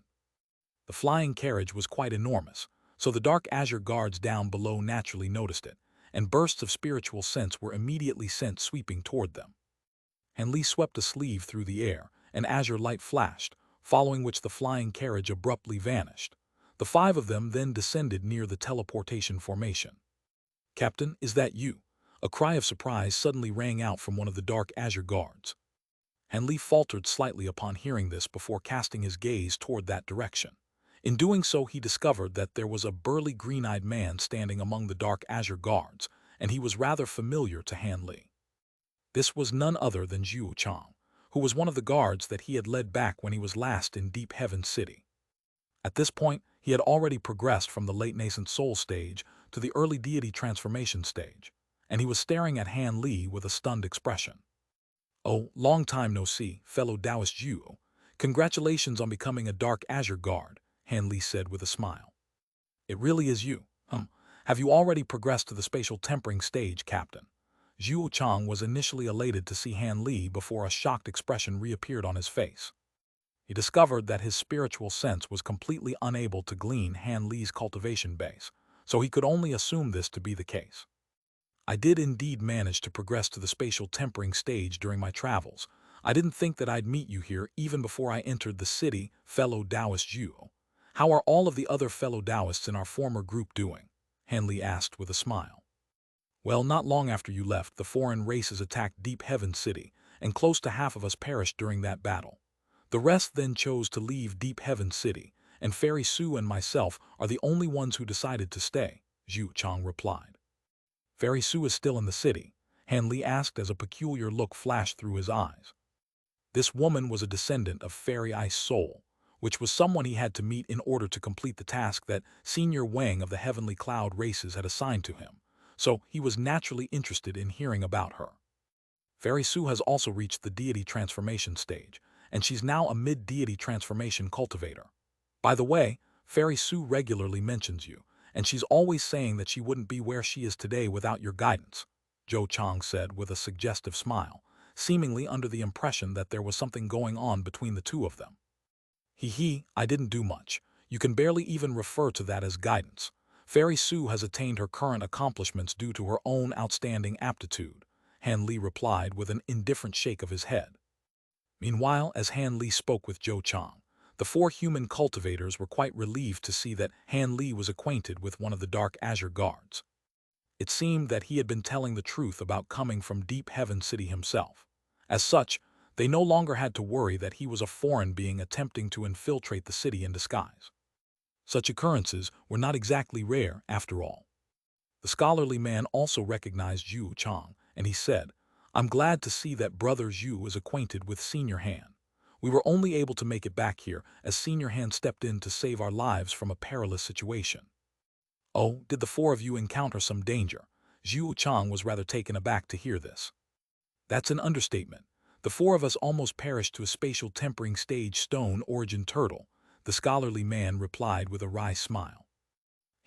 Our captain was able to kill spatial tempering stage foreign beings even as a deity transformation cultivator, so he'd certainly have no issues killing a mere stone origin turtle now, Zhu Chang chuckled. The four human cultivators nodded emphatically to express their agreement to this sentiment. I'd love to chat with you some other time, fellow Taoist Zhu, but I have some matters to attend to and I would like to enter the city first, Han Li said with a hint of a smile on his face. Ah yes, how negligent of me. You must have traveled here from afar, so you must be quite exhausted. Zhu Chang hurriedly stepped away to grant Han Li passage to the teleportation formation behind him. Han Li nodded at Zhu Chang before striding into the formation, before vanishing amid a flash of spiritual light, along with the four human cultivators who had accompanied him. Zhu Chang looked on at the empty formation, with a slightly forlorn look on his face. Do you really know that Senior Han, Brother Zhu? Was he really your captain? Could he really kill spatial tempering stage beings at just the deity transformation stage? Why were we unable to glean his cultivation base? Could it be that he's cultivated some kind of special ability? All of the other Dark Azure Guards couldn't help but express their curiosity. Of course it's true.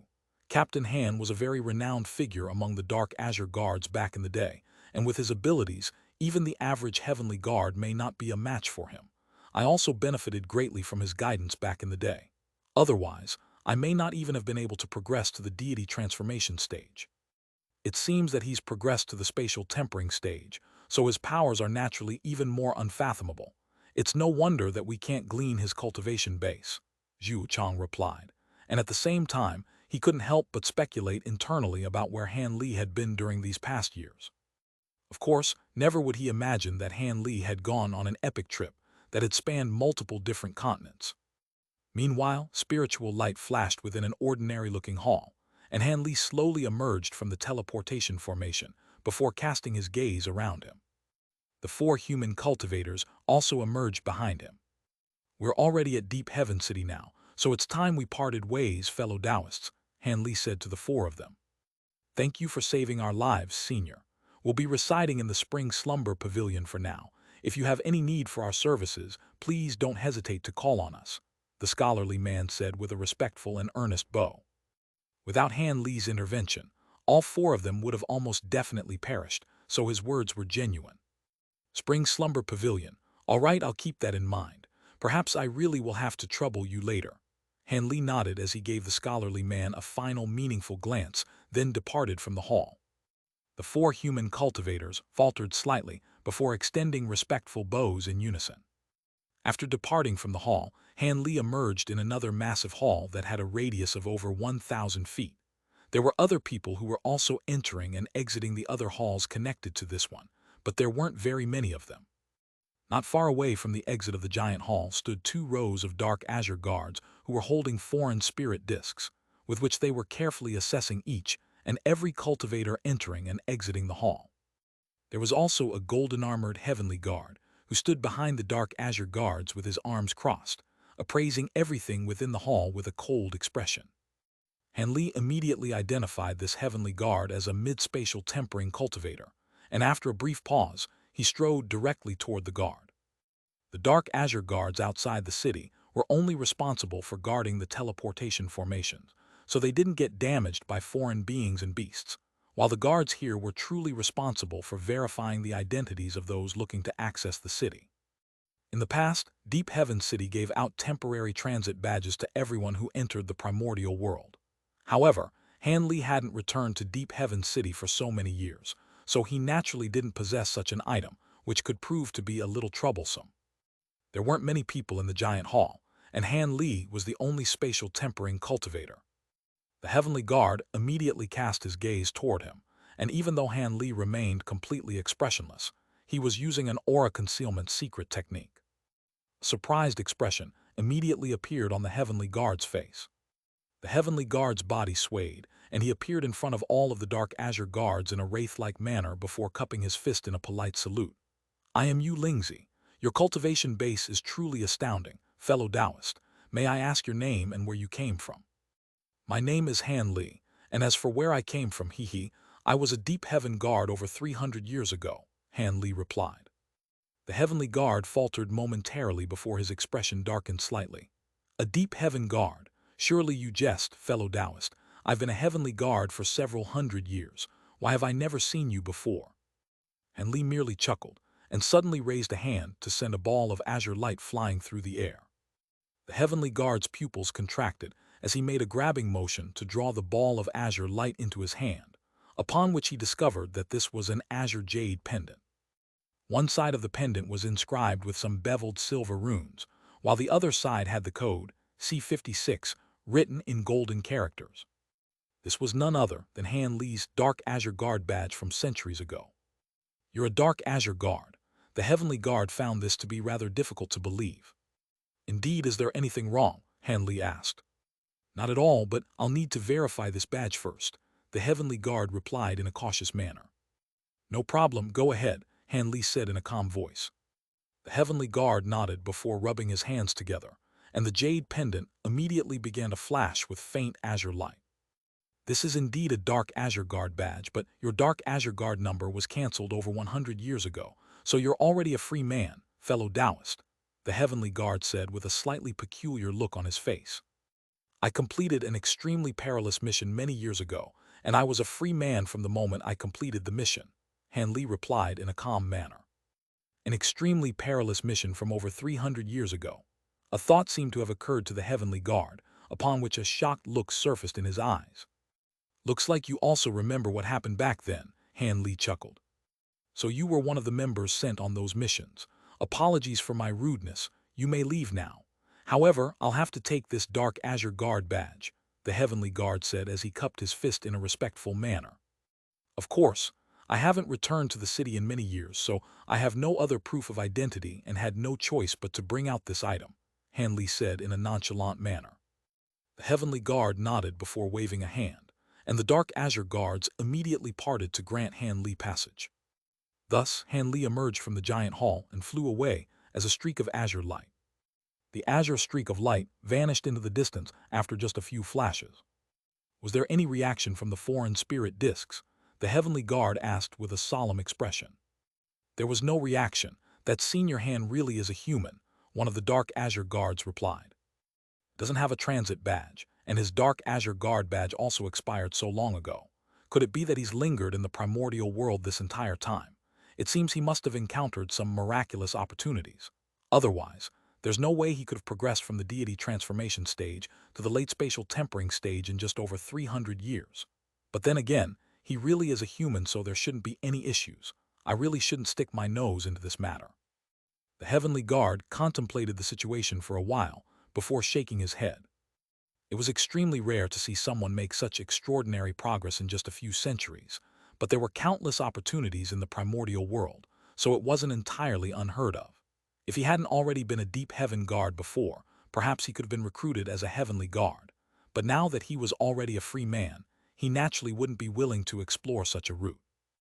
Thus, the heavenly guard quickly set aside this matter and turned toward the scholarly man and his three companions, who had just emerged from the same hall. Han Li was constantly inspecting his surroundings while flying through the air, and despite the fact that over 300 years had passed, none of the buildings in Deep Heaven City seemed to have changed at all. There were still many black and white-armored guards patrolling the city at low altitudes, as well as many cultivators who were entering and exiting the buildings down below. The entire city appeared to be quite lively and bustling, and there was no sign that it had been attacked by foreign beings before.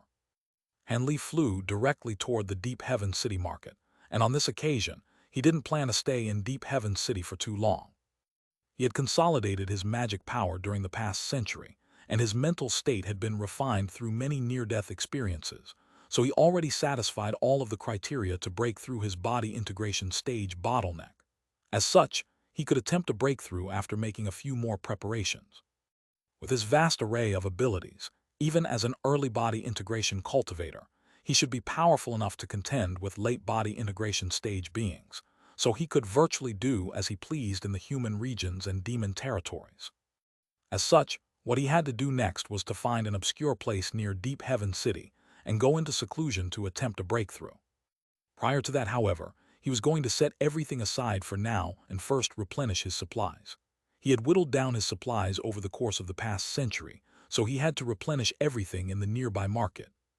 He was able to replenish some of his supplies on the territories of foreign races during these years, but he had only dared to venture into the outskirts of those territories, so he naturally wasn't able to replenish his supplies by much.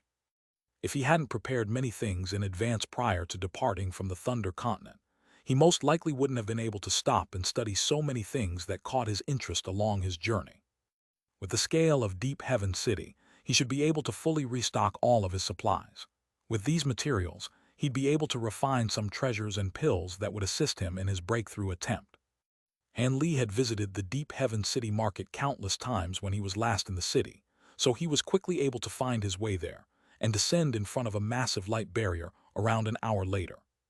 On the other side of the light barrier was the exchange center for the demonic beings in Deep Heaven City, while at the center of the light barrier stood a hall, which was the only venue where humans and demons could trade precious items with one another.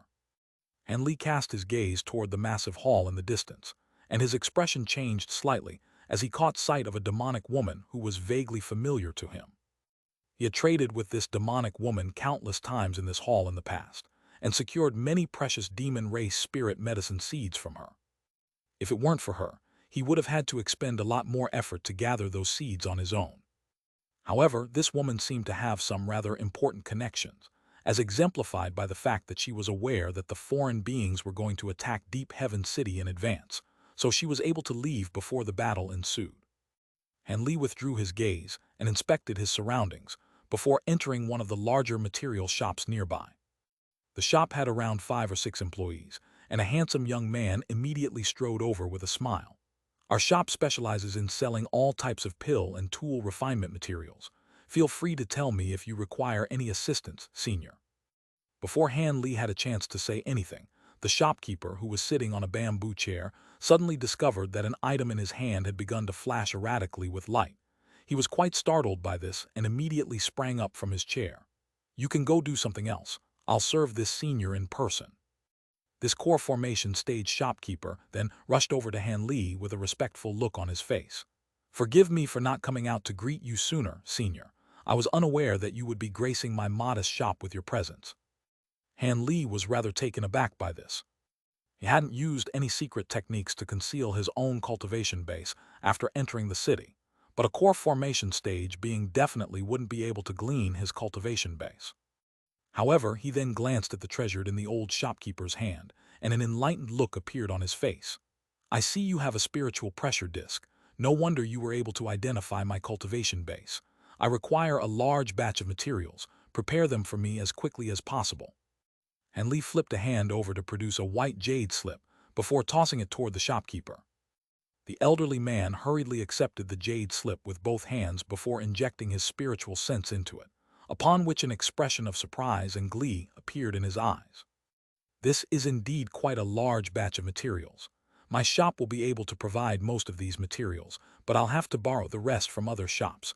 Would you be able to give me some time, Senior? Sure, I'll give you 15 minutes, Han Li replied. The shopkeeper was ecstatic and hurriedly led Han Li over to a chair, then instructed an employee to brew some spirit tea for him, while ordering the rest of the employees to bring out the required materials from their storage room. After that, he departed from the shop to visit the other nearby shops in order to gather the rest of the materials he couldn't supply. Judging from the shopkeeper's reaction, it was naturally quite apparent that this senior was quite a powerful being, and they were all appraising him with awe and veneration in their eyes. And Lee casually took a sip of the spirit tea that had been offered to him before closing his eyes to rest. After about 15 minutes, the shopkeeper returned in an excited manner with a storage bracelet in his hand. At this point, the other employees in the shop had also brought out a bunch of different containers. These materials were quite ordinary to Han Li, but they were very precious to this shop.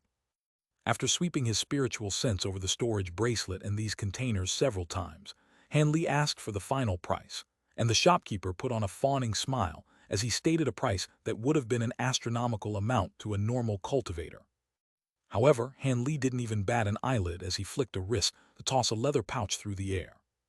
The shopkeeper caught the leather pouch and injected his spiritual sense into it, to find that the amount of spirit stones had even slightly exceeded the amount that he had asked for, and he immediately expressed his gratitude in an elated manner. Han Li calmly stowed the items away before departing from the shop. After that, he left the market altogether and flew toward another direction. Several hours later, he departed from Deep Heaven City before flying toward a boundless expanse of mountain ranges as a streak of azure light. Half a month later, Han Li had left the territory under the jurisdiction of Deep Heaven City, but he continued onward without any intention of stopping. 2 months later, the azure streak of light finally landed on a lush mountain. The light receded, and Han Li appeared on a massive rock.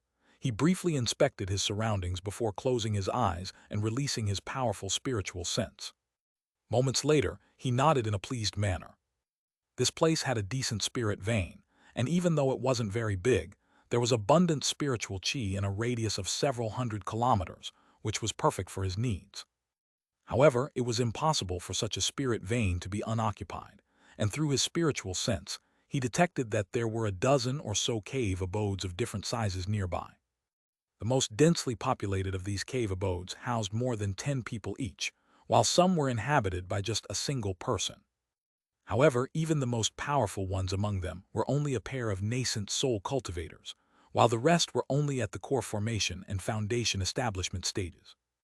This made sense as more powerful beings wouldn't be willing to establish their cave abodes in such a secluded place.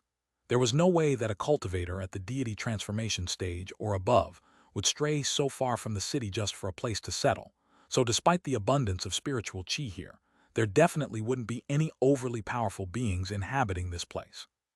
However, Han Li wasn't planning to cultivate here for too long anyway, so he naturally wasn't concerned by the people already inhabiting this mountain.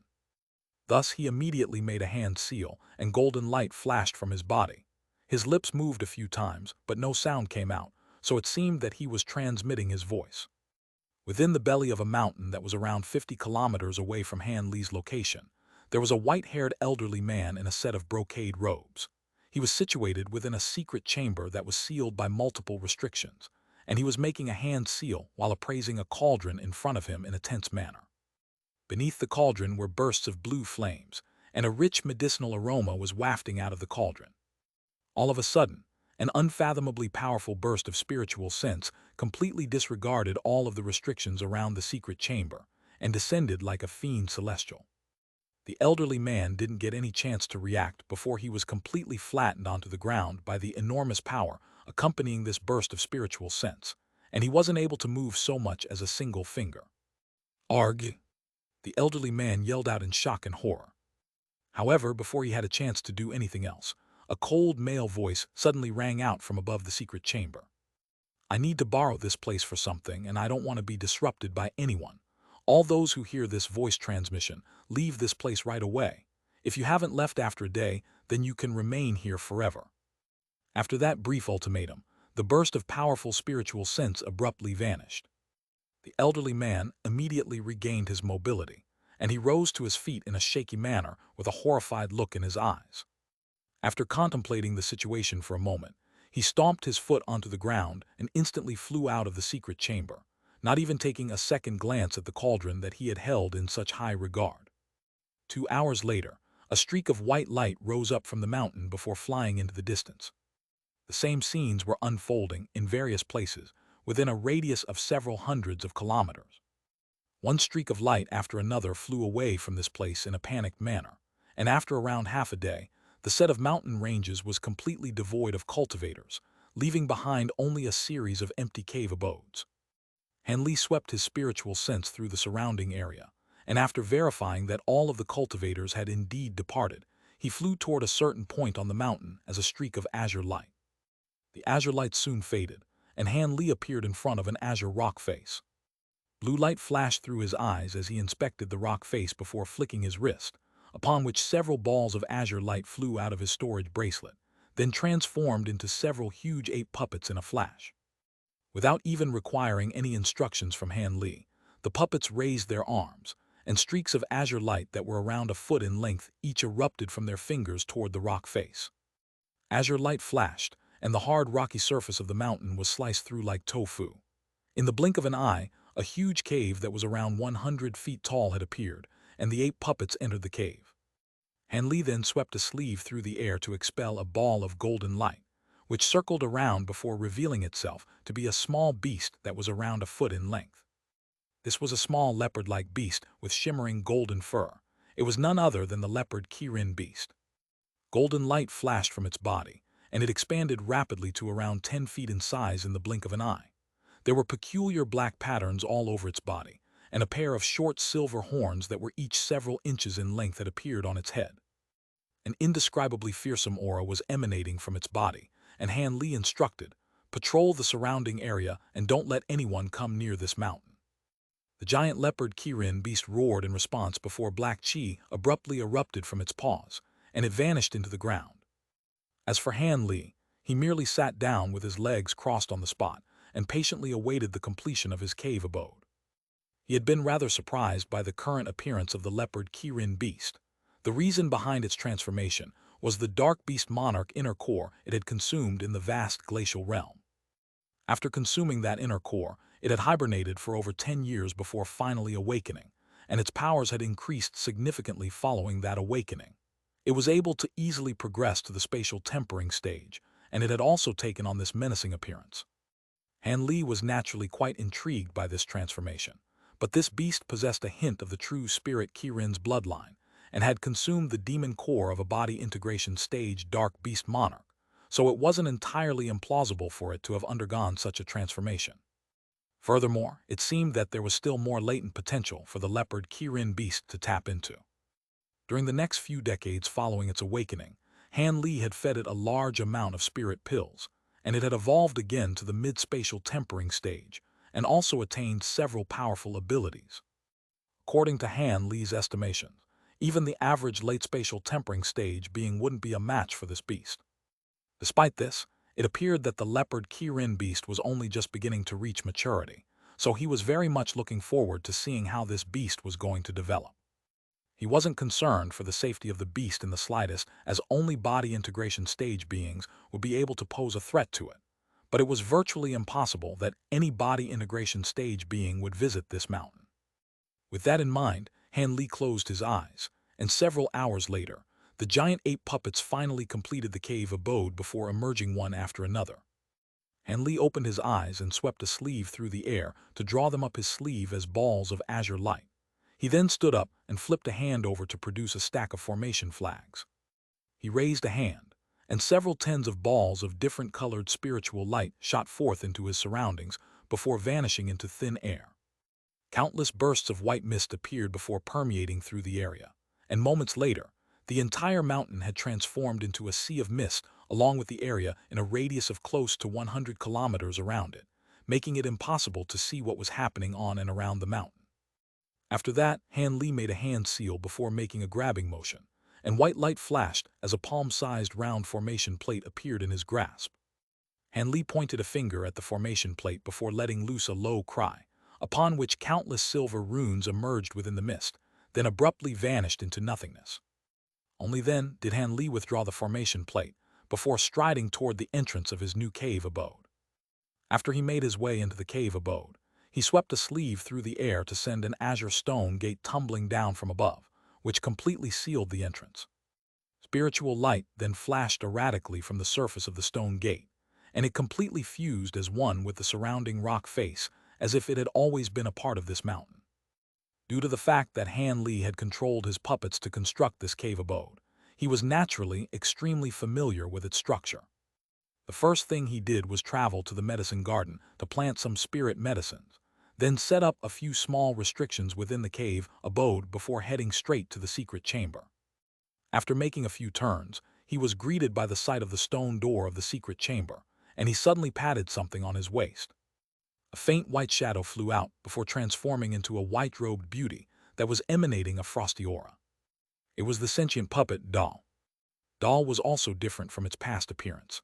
Not only had a thumb-sized blue bead been embedded into its glabella, there also seemed to be a bit more life in its eyes. This was naturally the effect of the glazed water bead. After being nurtured by this treasure for over 100 years, Doll's body had become extremely cold, and it seemed to truly be developing toward a glazed water body. The effect of this wasn't very pronounced at all, and it had taken over 100 years for this slight change to take place, but Han Li was still extremely pleased.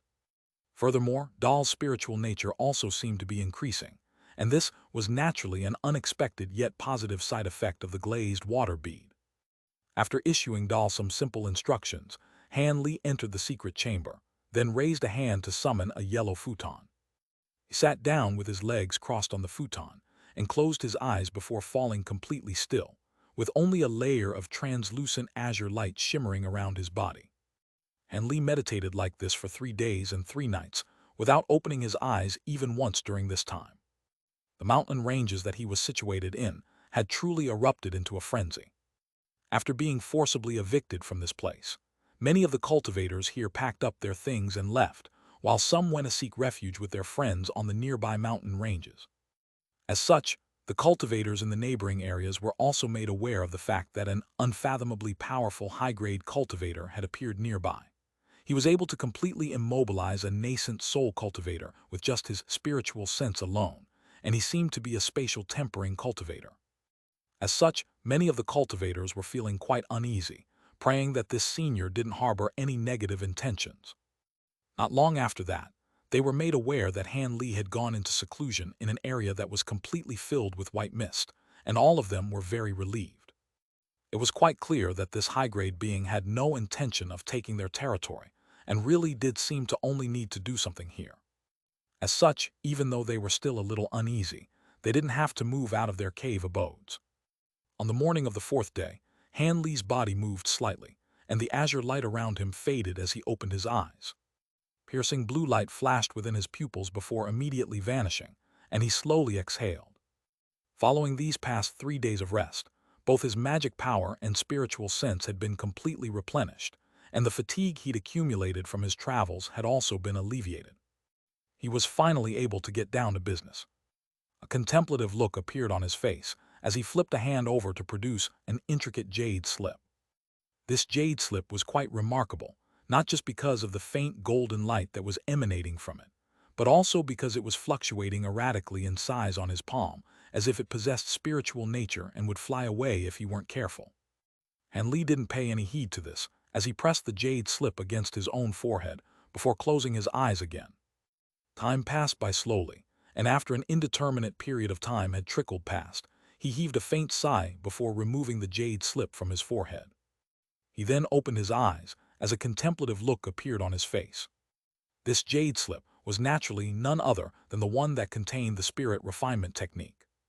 This technique was split up into 3 stages, and even successful mastery of just the first stage alone would enhance his spiritual sense by at least twofold.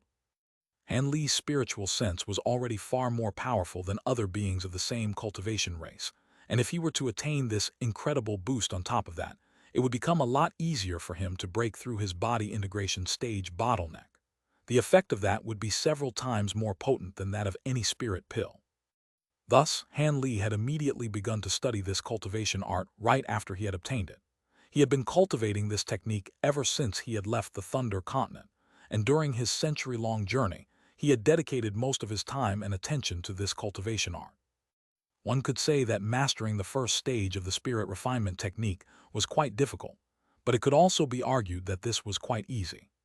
The difficult aspect naturally lay in the fact that there were almost no beings in the spirit realm that satisfied the prerequisites to cultivate this technique. There was no way for those who didn't satisfy those conditions to successfully cultivate this technique, and if they were to try and forcibly cultivate the technique anyway, they would be struck by enormous backlash force and self-detonate as a result. However, Han Li's spiritual sense and physical constitution were both powerful enough to cultivate this first stage.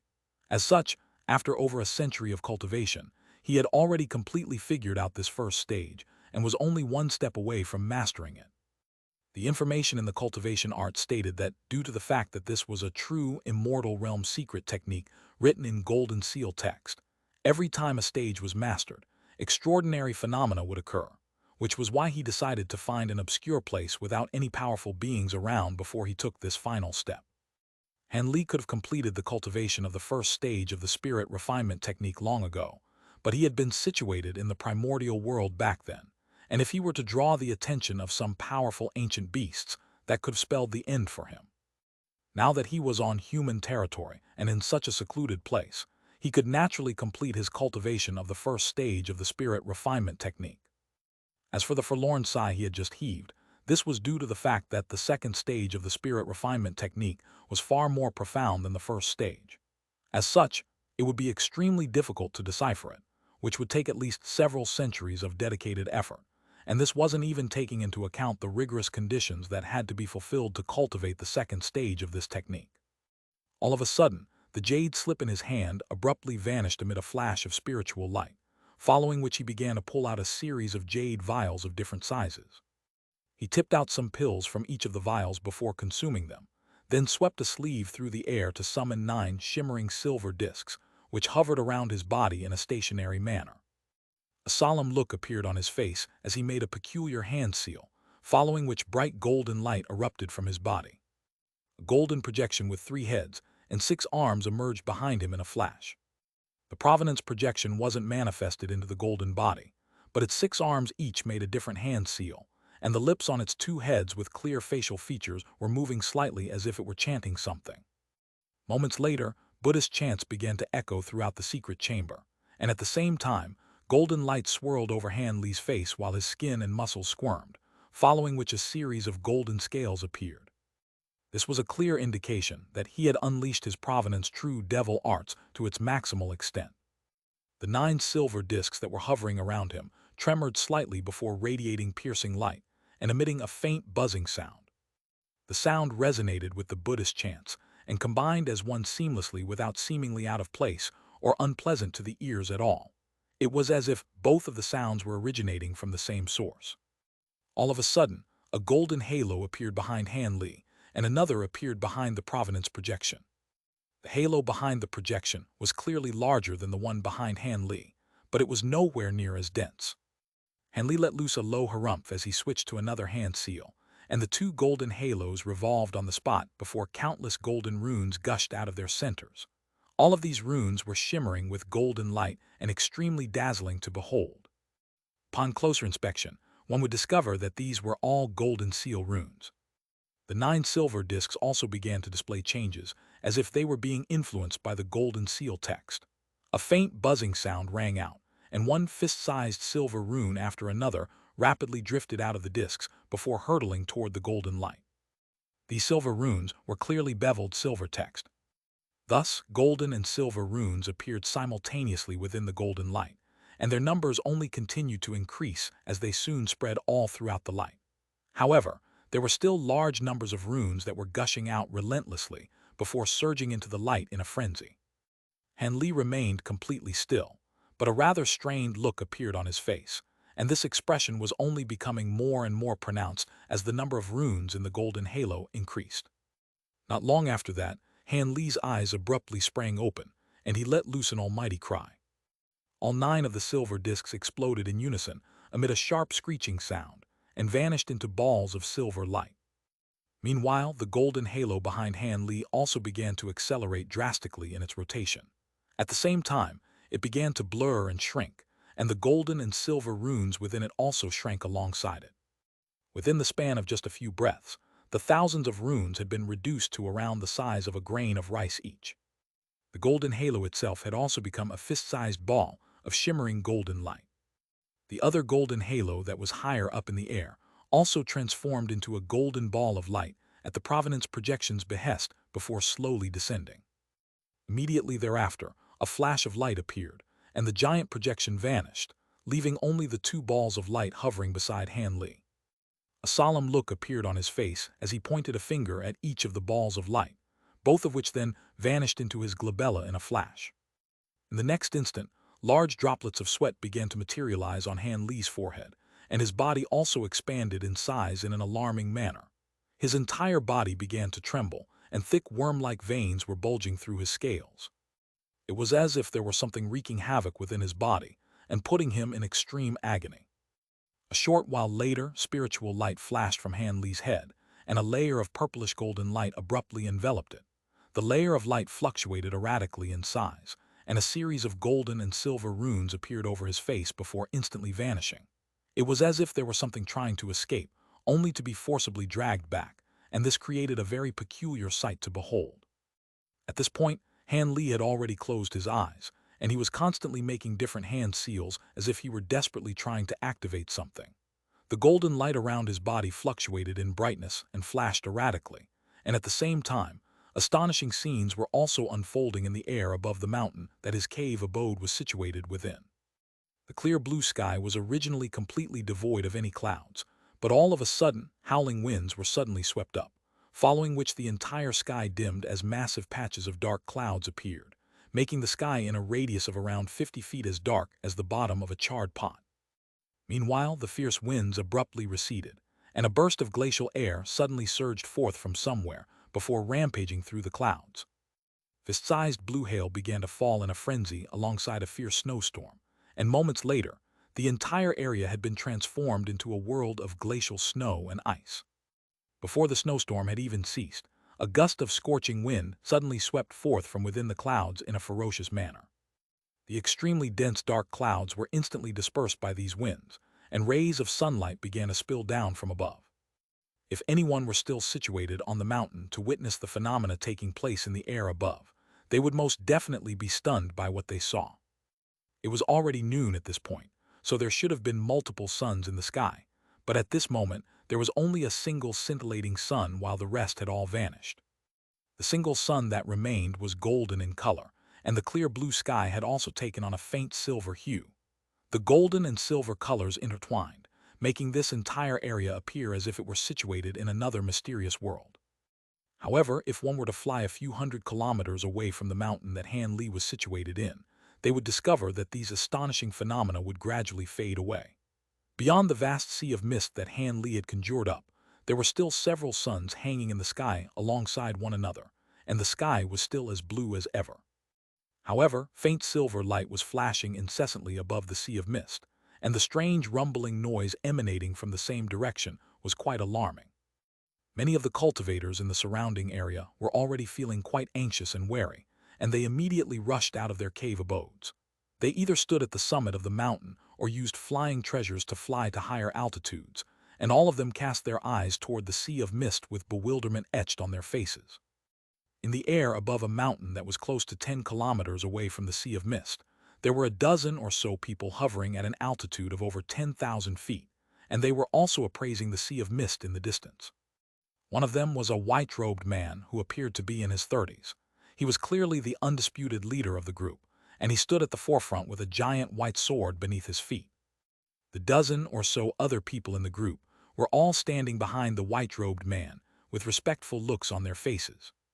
Did this man really only take over the Sunrise Peak 3 days ago? The white-robed man asked without even turning his head. An elderly man with pristine white beard and hair bowed slightly in a respectful manner and replied, "Indeed, Senior. This man descended upon the Sunrise Peak 3 days ago, and he evicted all of the nearby cultivators with his powerful spiritual sense. I have a good friend who's a late nascent soul cultivator, and he just so happened to be in this area." According to his account, the spiritual sense was so vast that it flattened him to the ground and rendered him completely unable to circulate his magic power, which was why he had fled the scene without daring to offer any resistance. "Oh, I can use the power of my spiritual sense to restrict a nascent soul cultivator from afar as well, albeit with some difficulty. But no ordinary spatial tempering cultivator can restrict all of the cultivators in a dozen or so cave abodes at once, not even someone at the pinnacle of the spatial tempering stage." The white-robed man mused with a slightly peculiar look on his face. "Are you saying that man is a body integration cultivator, Senior?" the elderly man exclaimed as his expression changed drastically. Everyone else was also given a huge fright upon hearing this. "That's very likely to be the case if we're judging from his spiritual sense alone, but I can't eliminate the possibility that he could have used some treasure or cultivated some particularly powerful secret technique to enhance his spiritual sense," the white-robed man replied after a brief pause. "I see." The elderly man's heart eased slightly upon hearing this. It seemed that this was less daunting of a prospect to him. Letter 1D5F3, letter 1D69B, letter 1D6AT, letter 1D680, letter 1D604, letter 1D556, letter 1D5F0, letter 1D560, letter 1D46. This is all just my speculation. Even if that man isn't a body integration cultivator, he's definitely at the spatial tempering stage, and he's most likely already at the pinnacle of that state. Don't get on this man's bad side no matter what you do. Even true spirit families like ours would only do everything in our power to try and get on good terms with someone as powerful as him, the white-robed man instructed in a cold manner. "I wouldn't dare to irk such a powerful senior. If it weren't for the fact that you were passing through the air, we were planning to evacuate this area and find another place to settle altogether," the elderly man said with a wry smile. "There's no need to go that far. Seeing as he only used his spiritual sense to evict all of you, he's definitely not a cruel man who actively engages in senseless slaughter. Judging from the phenomena unfolding before us, that man is most likely only borrowing this place to cultivate some kind of powerful ability and doesn't have any sinister motives. Furthermore, the fact that he's chosen such a secluded place to cultivate indicates that he should be a vagrant cultivator without any ties to any major powers. If we can recruit him into our Gu family as a guest elder, then that would be a significant boost to our overall power.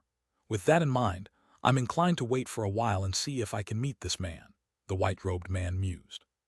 "It would be nothing short of a blessing for us if you're willing to stay here for now, Senior," the elderly man immediately said in an ecstatic manner. This Senior was an early spatial tempering cultivator, so if he could stay with them and instruct them in their cultivation, they would undoubtedly benefit immensely. After all, even as a branch leader of the Gu family, the elderly man was only a late nascent soul cultivator. The white-robed man was very pleased with the elderly man's attitude, and he nodded before casting his gaze toward the sea of mist again, wondering what kind of powerful ability could trigger such astonishing phenomena. However, this was a rare secret technique even in the true immortal realm, so there was obviously no way that this man could guess what it was. Thankfully, the phenomena unfolding from this distance weren't all that astonishing. If he were situated at the center of the sea of mist, there was no way that he would remain so calm and collected. There were some abilities in the spirit realm that could affect the world's origin chi in the surrounding area, but none of them could create as astonishing an effect as the spirit refinement technique. However, just the phenomena that the white-robed man was currently witnessing had already convinced him that Han Li was no ordinary cultivator, and he was very keen to recruit such a powerful being. After inspecting the sea of mist for a while longer, the white-robed man asked the young man to remain behind on the mountain before departing with everyone else into the cave adobe at the foot of the mountain. The nearby cultivators were also quite stunned by these phenomena, but they couldn't just stand there and stare forever, so all of them eventually also returned to their cave abodes with heavy hearts. At the center of the sea of mist, the sky was still silver, and the sun was still golden. However, aside from that, there were no clouds or mist, nor any signs of wind blowing through the area. There was no sound at all within a radius of around 50 kilometers. It was as if everything had been isolated by a type of mysterious energy. Time slowly passed, and the strange phenomena within the sea of mist remained unchanged. However, on the second day, some shimmering black spots began to appear within the golden sun. On the third day, those spots formed a black clump at the center of the sun. On the fourth day, the black clump began to elongate and thin out in the process. On the fifth day, a long and thin black line had taken shape on the surface of the sun, and from a distance, it looked as if it were a tightly shut giant golden eye, creating a very peculiar sight to behold. On the sixth day, everything remained unchanged, except the golden light radiating from the sun was becoming more and more dazzling and bright. At noon of the seventh day, Han Li suddenly opened his eyes as he sat inside his cave abode, and at the same time, the black light on the giant golden eye formed by the sun also slowly opened. Within the black light, a seven-colored ball of light that resembled a pupil appeared. The surface of the ball of light was swirling in a dazzling manner, striking one with the incredible feeling that it was able to see through all things in this world. Moments later, a long cry akin to a dragon's roar erupted from the mountain and directly into the heavens. Within a certain space, there was a pristine white palace hovering in midair. Within it, several shimmering yet blurred humanoid figures, each of which was seated on a platform that was several hundred feet tall above the ground, were conversing with one another from afar. The faces of these humanoid figures had all been concealed by spiritual light, and there were several disciple-like figures standing behind each of them, all of whom were acting in a very respectful manner. At the center of the platforms was a black and white flower with a diameter of around 1,000 feet. The flower was emanating a fragrant scent and was very mysterious to behold. All of a sudden, a blurry humanoid figure with seven-colored spiritual light revolving around him suddenly let loose a faint cry of surprise. "What's going on, fellow Taoist Chuan Ming?" a figure enshrouded in white light next to him asked. After a brief hesitation, the rainbow figure replied in a truthful manner, "Someone's cultivating the spirit refinement technique, and they've mastered the first stage. The phenomena that they triggered was detected by my immortal treasure." The spirit refinement technique. That technique has already been listed as a restricted technique within all of the major immortal areas. How could someone still dare to take the risk to cultivate it? In any case, just send someone to detain them. Why is this situation worthy of any alarm? The white figure was still rather perplexed. "I would naturally have sent someone already if things were as simple as that, but the phenomena my immortal treasure detected came from a certain lower realm, so it's not being cultivated by anyone in the immortal areas," the rainbow figure explained with a wry smile. The white figure faltered momentarily before chuckling. "Someone from a lower realm. That is indeed rather surprising. Someone must have taken the technique to that realm on a visit. In that case, it doesn't really matter then. The spirit refinement technique is quite difficult to cultivate even for those in the true immortal realm like us, so there's no way someone from a lower realm can master the final stage." "You're right. I've been assigned the task of overseeing these matters, but it's naturally beyond my realm of jurisdiction if someone outside of this immortal area cultivates this technique. Even if that man masters that technique, he won't be able to get past the people at the guidance platform when he ascends anyway," the rainbow figure replied with a smile. The conversation between the two of them was quite brief, and the other people present paid some attention to it at first, but after hearing that this merely concerned someone from a lower realm, they also quickly brushed off the subject, and the matter was soon glossed over. The rainbow figure also didn't mention this subject any further, as if he had truly forgotten all about it.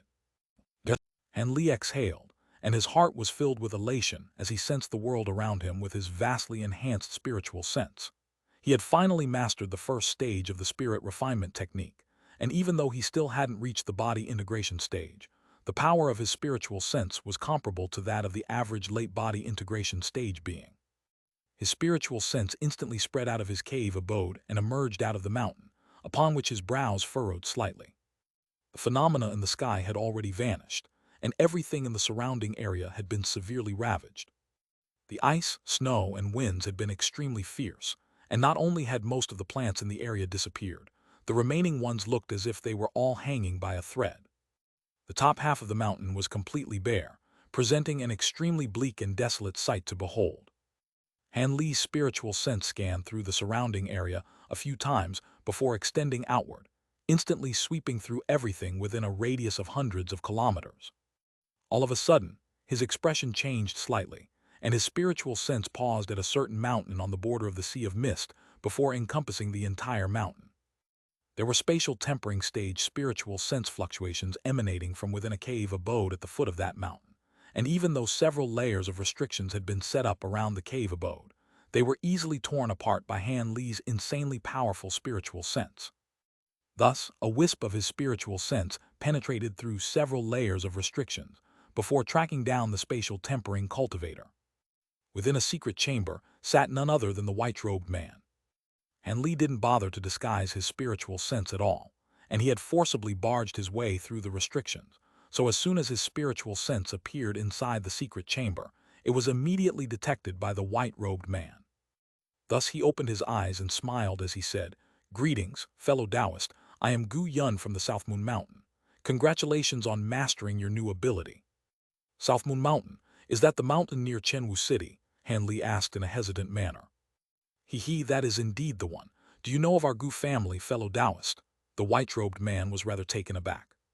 "I don't know much about the Gu family, but I have heard of the renowned South Moon Mountain. The cultivators who are rumored to be residing on that mountain must be your Gu family, right?" Han Li asked in a slow voice. I'm sure you've heard of true spirit families, right, fellow Taoist?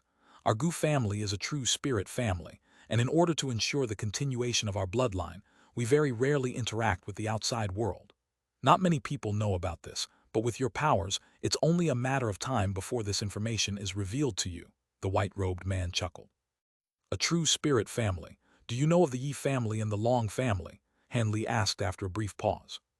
"The Yi family and Long family are two of the largest true spirit families. Our Gu family is certainly not weak, but we're still inferior to those two families. Do you recognize people from those two families, fellow Taoist?" The white-robed man asked in a hesitant manner. "I have indeed encountered some people from those two families, but they were only fleeting encounters. Now then, why have you decided to stay in this place?" Han Li asked.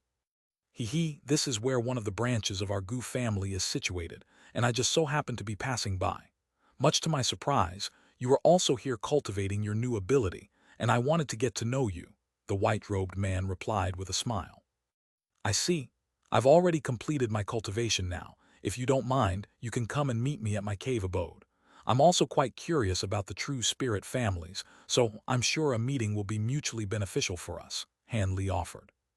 "That would be ideal. I'll come over right away," the white-robed man agreed in an elated manner. "All right, then I'll be awaiting your arrival in my cave abode." Han Li's voice gradually faded away, and moments later, his spiritual sense disappeared from the secret chamber. Around 15 minutes later, a streak of white light flew out of the mountain before reaching the border of the Sea of Mist in just a few flashes. Several large silver runes flashed within the mist, and it suddenly parted to reveal a path that was several tens of feet wide, leading directly into its depths. Gu Yun immediately flew down the path, and the white streak of light soon vanished into the distance. At this moment the mist closed over again, and the path disappeared. By the time Gu Yun reached the mountain at the center of the Sea of Mist, Han Li had already emerged from his cave abode and was standing in front of the gate with a smile on his face. Upon verifying that Han Li was indeed a cultivator at the pinnacle of the spatial tempering stage, Gu Yun's smile widened even further. After exchanging some pleasantries, they entered the cave abode one after another, and after staying in Han Li's cave abode for about half a day, the white-robed cultivator emerged from the Sea of Mist with a disappointed look on his face. He then issued some instructions to the elderly man, who was the leader of this Gu family branch, before departing. Meanwhile, Han Li was situated within the secret chamber of his cave abode, appraising a white jade slip in his hand with a contemplative look on his face. "So the Long family is the #1 true spirit family and has body integration cultivators among their ranks. I'll have to be careful of them in the future," Han Li murmured to himself, and the jade slip vanished amid a flash of light. This jade slip had been given to him by Gu Yun, and there was some information about the true spirit families recorded in there, thereby giving Han Li a rough understanding of those families. Of course, none of this was particularly confidential information, and all spatial tempering cultivators would eventually be able to learn all of this through alternative avenues, so Gu Yun had only done him a slight favor. Han Li had invited Gu Yun to his cave abode as he wanted to learn more about the Long family, which he had opposed alongside the Yi family to foil their plans in the past. Even though several centuries had already passed since then, this wasn't enough time for cultivators to forget their grudges. Seeing as he had returned to the human race and planned to settle here permanently, he had to develop an understanding of his potential enemies so he could address them appropriately. Thus, he was inclined to invite Gu Yun over for a conversation, after learning that he was a member of a true spirit family. Just as he had expected, after conversing for a while, Gu Yun invited him to join their Gu family as a guest elder, an offer that Han Li naturally turned down in a euphemistic manner. With his current powers and cultivation base, there was no way that he would bind himself to any family. On top of that, with his immense wealth, the conditions that Gu Yun offered, which he thought to be very alluring, couldn't tempt Han Li at all. After contemplating the issue for a long while, Han Li shook his head to set the matter aside for now. He then flicked his wrist, and a scroll that was around a foot in length appeared before him. He pointed a finger at the scroll, and it slowly unfurled, upon which a burst of astonishing baleful chi erupted into the heavens. The scroll was covered by a layer of golden light, making it impossible to see what was on the scroll. Blue light flashed through Han Li's eyes, and with his spirit eye ability, he was able to immediately glean the contents of the scroll. There were countless golden flying swords of different sizes all over the scroll, every single one of which was extremely lifelike and possessed a unique aura. Strangely enough, even though the artwork was only several feet in length and width, it struck one with the feeling that it contained countless flying swords. These flying swords had been depicted in all sizes and positions, with the largest ones resembling gigantic heaven-splitting swords that struck him with the feeling that they were several hundred feet in length. In contrast, the smallest of these swords were only around an inch in length each, yet all of the patterns on the swords were extremely clear, as if they were right before his eyes. This was none other than the myriad sword artwork that Han Li had obtained within the ruins, inside the vast glacial realm. This artwork clearly contained an extremely powerful cultivation art, and aside from the spirit refinement technique, Han Li had also spent a lot of time studying this artwork, an endeavor which really had allowed him to glean some things from it. The things that he gleaned from the artwork naturally had something to do with sword arts, and they also had a strong relation to the utilization of spiritual sense. At his current cultivation base, he could already cultivate the final Azure Coil sword formation enclosed with the Azure Essence sword art, and this sword formation was more powerful than the Spring Dawn sword formation. However, after witnessing body integration stage beings in action on many occasions, Han Li felt the sword formation to be rather lacking. Thus, he was struck by a moment of inspiration and decided to incorporate what he had gleaned from the myriad sword artwork into the Azure Coil sword formation. Sure enough, the new sword formation became a lot more powerful as a result, and he was able to better control it as well. Han Li stared at the myriad sword artwork in an intent, unblinking manner. The things he had gleaned from the artwork were collected and named the sword observation art by him, but he knew that he had only gleaned a minuscule portion of what the artwork truly had to offer. It was just that the rest was too profound for a spatial tempering cultivator to comprehend. After a long while, he heaved a faint sigh before sweeping his sleeve through the air. An azure light flashed before the artwork reverted back into its scroll form and vanished into thin air. A contemplative look appeared on Han Li's face. He had reaped many rewards from the vast glacial realm, and aside from the spirit refinement technique and myriad sword artwork, the one that he held in the highest regard was the spirit void pill that he had swindled. Even body integration stage beings like Kai Living and Duan Tianren had plotted for tens of thousands of years to secure these pills, so they naturally had to be extremely valuable. Unfortunately, this was the first time that he had heard of these pills, and they were presumably only useful for body integration stage beings, so this pill wasn't going to be of any use to him before he made his breakthrough. Aside from the spirit void pill, he had also obtained many other spirit medicines from the medicine garden within the ruins. However, most of these spirit medicines had been given to Kyan Jizzy and the others, and he had only retained one of each so he could nurture them to the point where they could produce seeds. Even though he was still unable to identify those unique spirit flowers and spirit fruits, they were definitely all extremely difficult to find in the spirit realm. The spirit medicine that he held in the highest regard among them was naturally none other than that silver lotus seed pod. This spirit medicine was most likely the most precious one in the entire medicine garden, but he had no idea what it was, so he couldn't do anything with it for now. He could only hope that he would be able to learn how to use these spirit medicines in the future. Setting those aside, he could brew some red silk heavenly wine with the red silk fruits. This wine could extend one's lifespan and enhance one's physical constitution, so it definitely couldn't hurt to drink it. Furthermore, the red silk fruits that he had procured had been growing for countless years, so perhaps the spirit wine brewed with these fruits would have some additional positive effects. As for the corrosive poison weed, that was an important material for refining several types of pills that could improve a body integration stage being's cultivation base, so he could begin refining those pills after he made his breakthroughs. Aside from those, the completely depleted talismans and that starry sky diagram in the world within the screen were all items that were very much worthy of further examination. Han Li was sure that studying them would be greatly beneficial to his prowess in the areas of talismans and formations. However, during the past century or so, he had primarily focused his time on cultivating the spirit refinement technique and some other secret techniques, so he hadn't had much time to examine those things. As such, they had been sitting idly inside his storage bracelet this entire time. After a long while, Han Li exhaled as he focused his attention on his body integration stage bottleneck. His spiritual sense had been vastly enhanced, and that, in conjunction with all of the spirit pills he had obtained from the Thunder Continent, would greatly increase his chances of making a successful breakthrough. However, prior to that, he had to refine some spirit pills and treasures first. After all, the body integration stage bottleneck was different from all of the major breakthroughs he had made in the past. Not only did he require a large number of pills to assist himself during the breakthrough process, he also had to set up a formation to draw upon the world's origin chi to further increase his chances of success. This formation was one that Han Li had obtained by chance, while passing through the territory of a foreign race during his return journey.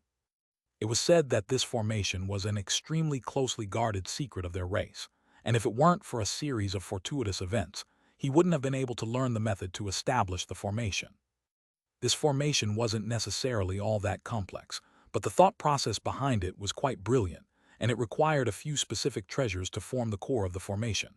Han Li would naturally have to refine these treasures himself, which was why he had purchased so many materials from Deep Heaven City.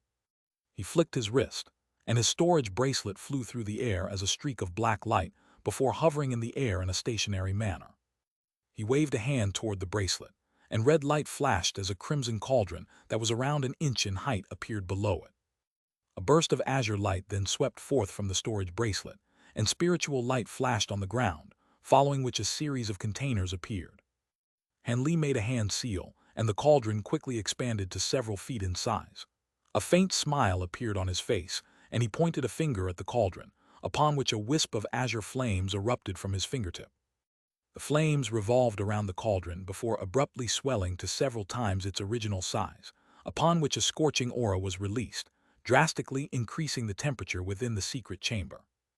Meanwhile, Han Li made a grabbing motion toward one of the jade boxes on the ground, and the lid of the box flew off on its own before a piece of unknown metal emerged from within. The surface of the metal was of a glossy black color, and there were wisps of spiritual chi emanating from it. This was clearly a material that had already been roughly refined. The black piece of metal vanished into the cauldron in a flash, and Han Li swept a sleeve through the air, upon which the azure flame swelled once again to encompass the entire cauldron. After that, he added one material after another into the cauldron, and only after 2 months did he finally complete the refinement of all of the treasures and pills that he required. He then spent another half-month or so to carefully set up a huge formation with the mountain as the center. After all of those preparations were made, Han Li went into seclusion and cultivated for half a year to prime himself into the best condition before finally beginning to attempt a breakthrough. On this day, the white-haired elderly man from the Gu family branch was meditating in a cave abode when the ground suddenly began to tremor, following which the entire secret chamber began to quake violently. The elderly man opened his eyes and was just about to yell out to inquire what was happening when a thought suddenly occurred to him. His expression immediately changed as he rushed out of the secret chamber as a streak of light, and after just a few flashes, he appeared on a giant rock on the mountain summit, then cast his gaze toward the sea of mist in the distance with a solemn expression. Moments later, a few more streaks of light rushed over to join the elderly man, and they also directed their attention toward the sea of mist. There were heavenly phenomena taking place again. The same thought appeared in everyone's minds at the same time as a dozen or so giant silver pillars of light erupted from within the sea of mist. Each and every pillar of light was over 1,000 feet tall, with faint golden runes flashing erratically on their surfaces. The sea of mist tumbled violently, and countless specks of lights of different colors were converging toward the center of the sea of mist from all directions.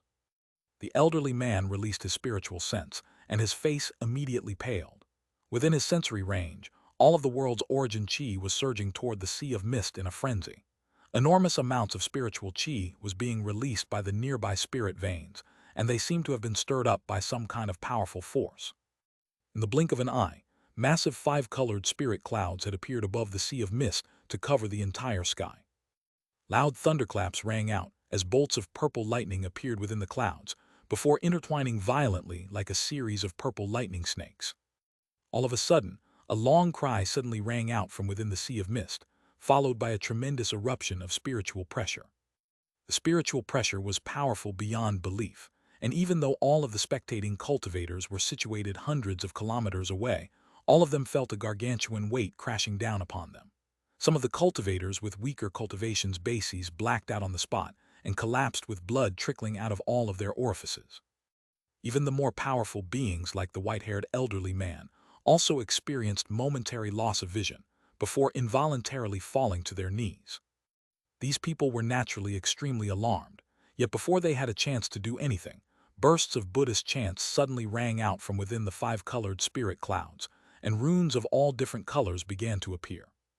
Right at this moment, an inhuman roar erupted from the center of the sea of mist, where the mountain was situated, and a streak of golden light shot forth. The light then receded to reveal a golden figure that was over 1,000 feet tall. The golden figure had a pair of huge menacing eyes and was baring its fangs in a ferocious manner.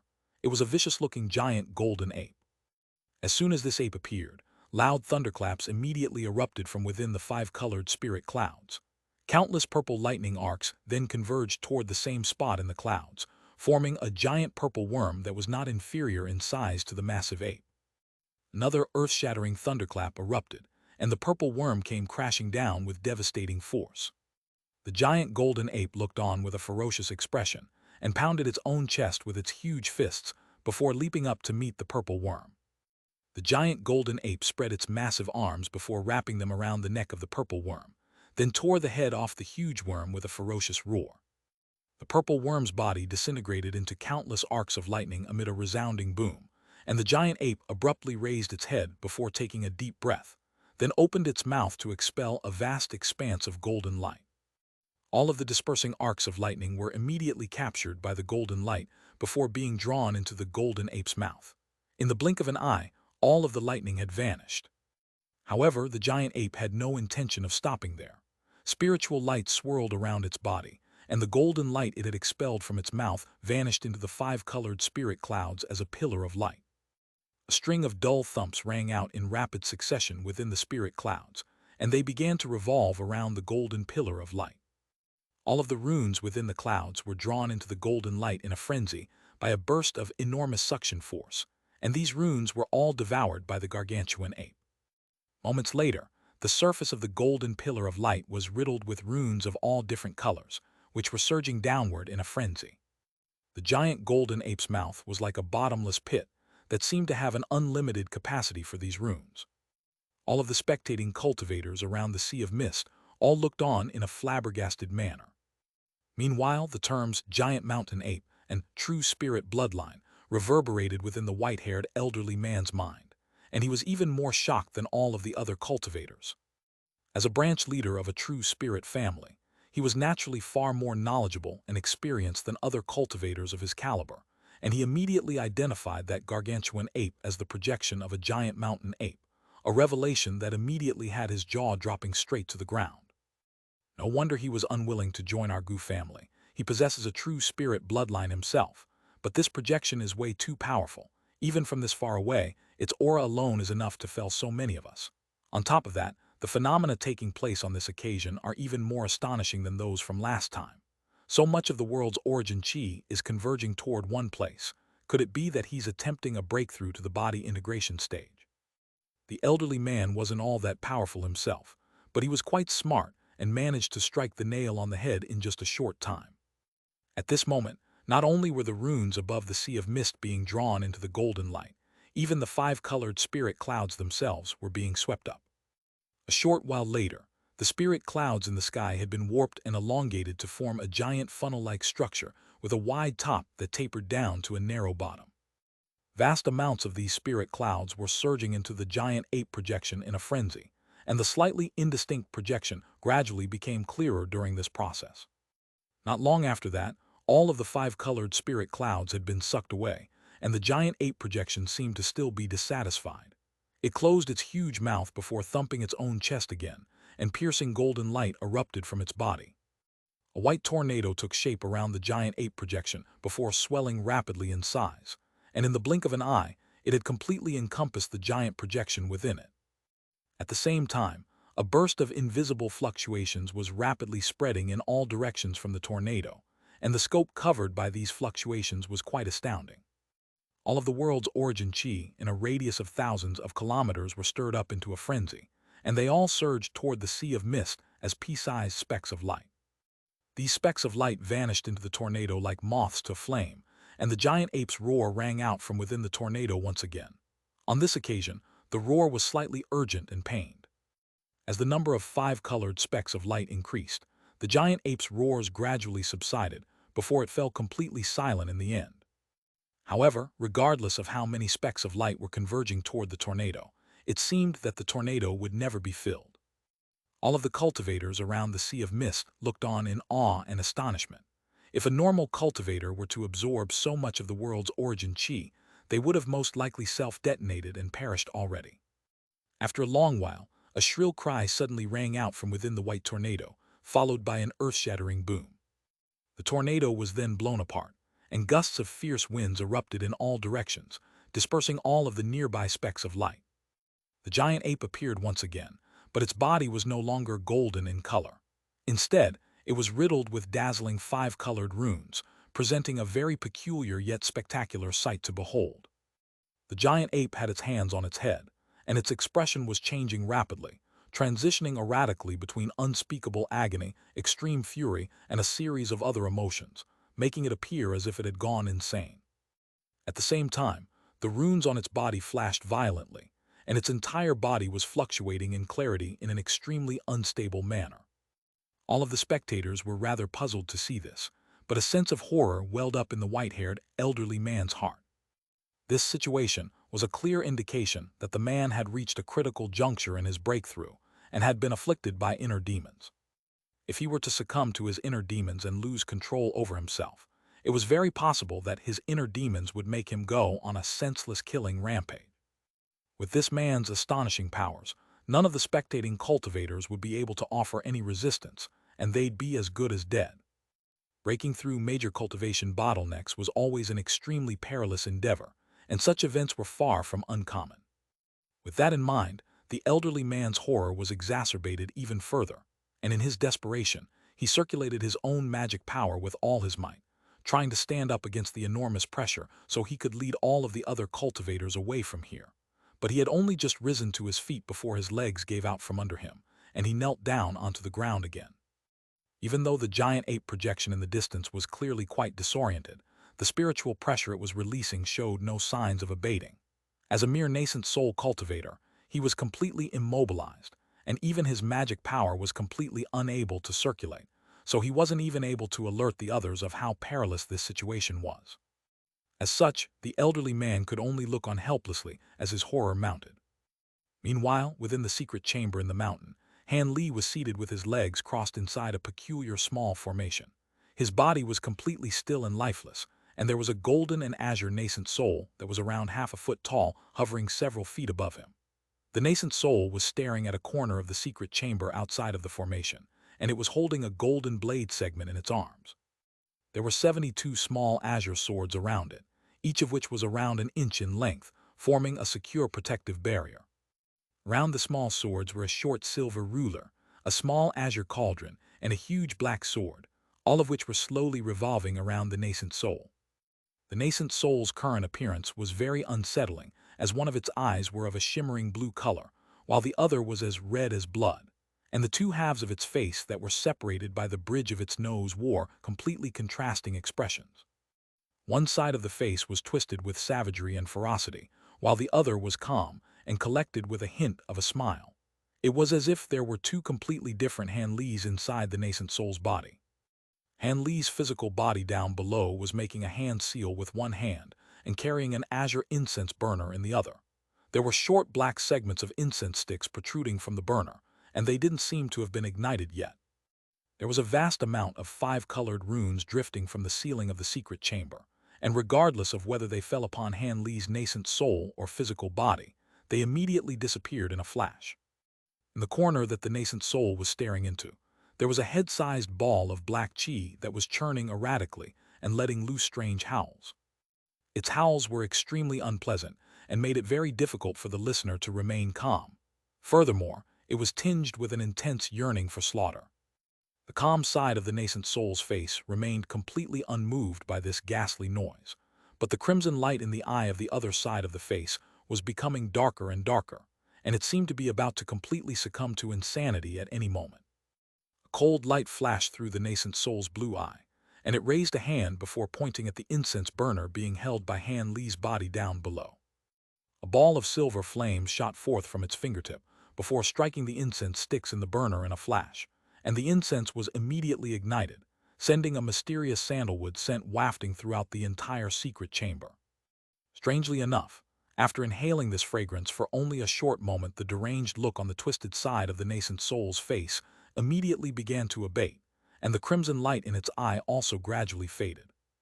As soon as the ball of black chi came into contact with this scent, it immediately let loose a howl of anguish before abruptly falling silent. The black chi then began to churn in a frenzy before gradually dissipating amid the fragrance, revealing a terrifying ghostly face with no nose and no eyes, and was twisted in agony. The nascent soul immediately opened its mouth to expel a bolt of golden lightning upon seeing this, and the arc of lightning struck the ghostly face with unerring accuracy amid a resounding boom, causing it to shudder violently. It gritted its teeth in a resentful manner before letting loose a sharp screech, and it suddenly became blurry and indistinct before vanishing into a burst of black chi.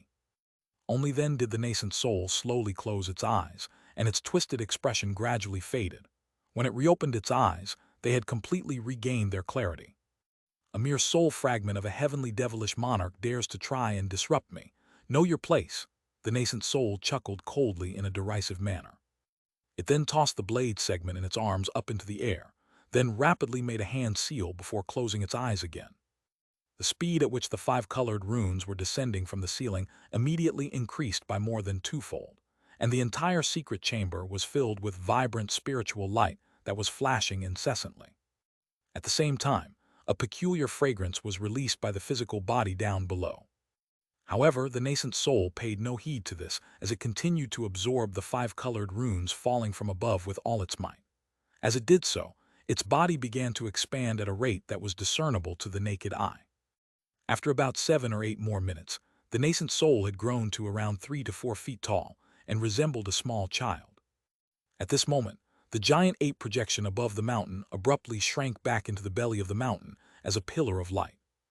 An extremely enormous burst of the world's origin chi immediately descended into the secret chamber, before injecting itself into the nascent soul and physical body in a frenzy.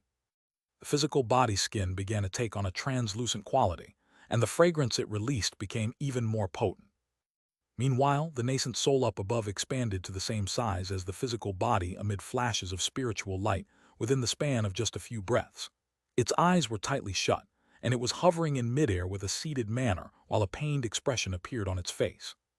At this moment, Han Lee's nascent soul felt as if it were being burned alive.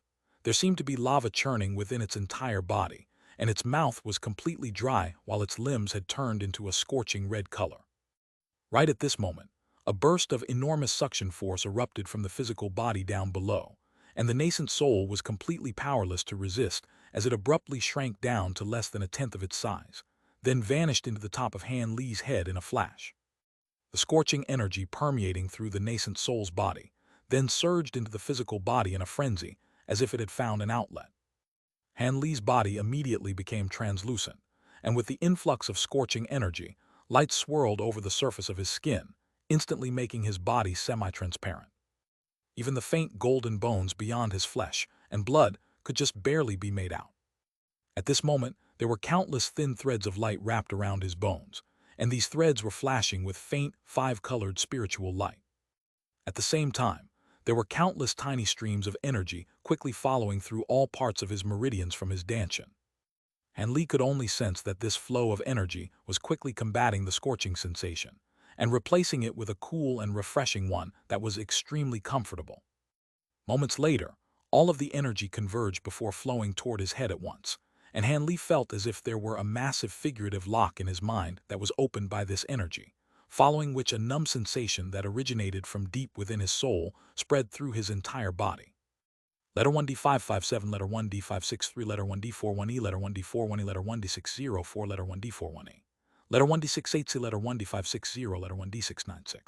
As a result, he involuntarily opened his mouth and let loose a long cry. In the instant that the giant ape projection vanished, the astonishing aura that had restricted all of the nearby cultivators also disappeared, allowing all of them to rise to their feet with bewildered looks on their faces. Some of them decided to stay and continued to appraise the sea of mist to see what was going to happen next, while others were petrified of this place and hurriedly fled the scene, encouraging their friends to do so as well. In the instant that the white-haired elderly man regained his mobility, he immediately shot forth toward the cave abode as a streak of white light, preparing to gather everyone and leave right away. However, everyone had only regained their mobility for a short while when the long cry that Han Li had let loose surged toward them. It was as if rumbling thunderclaps were erupting through the entire area, and the sea of mist was dispersed in all directions. The cultivators near the border of the sea of mist were all alarmed by this development and attempted to flee the scene, but as soon as the sound traveled into their ears, they felt as if bolts of lightning had exploded in their heads, and they let loose cries of agony and alarm as they plummeted from the sky. Even though these cultivators' magic power had been completely restricted, their physical bodies were still far more powerful than those of the average human, so even though falling from an altitude of several thousand feet was quite a painful experience, they didn't suffer any major injuries. However, there seemed to be no end to the long cry erupting from the distance, and all of the cultivators were writhing in pain in response to this terrifying noise. They all clamped their hands over their ears in an attempt to lessen the pain, but the sound seemed to be able to pierce directly into their minds. Some of them had even torn their clothes into rags to craft makeshift earplugs, but that still completely failed to keep out the torturous sound. Mere moments felt like months to these cultivators, and if it weren't for the fact that these cultivators couldn't muster up any magic power, they would have most likely already self-detonated to put themselves out of their misery.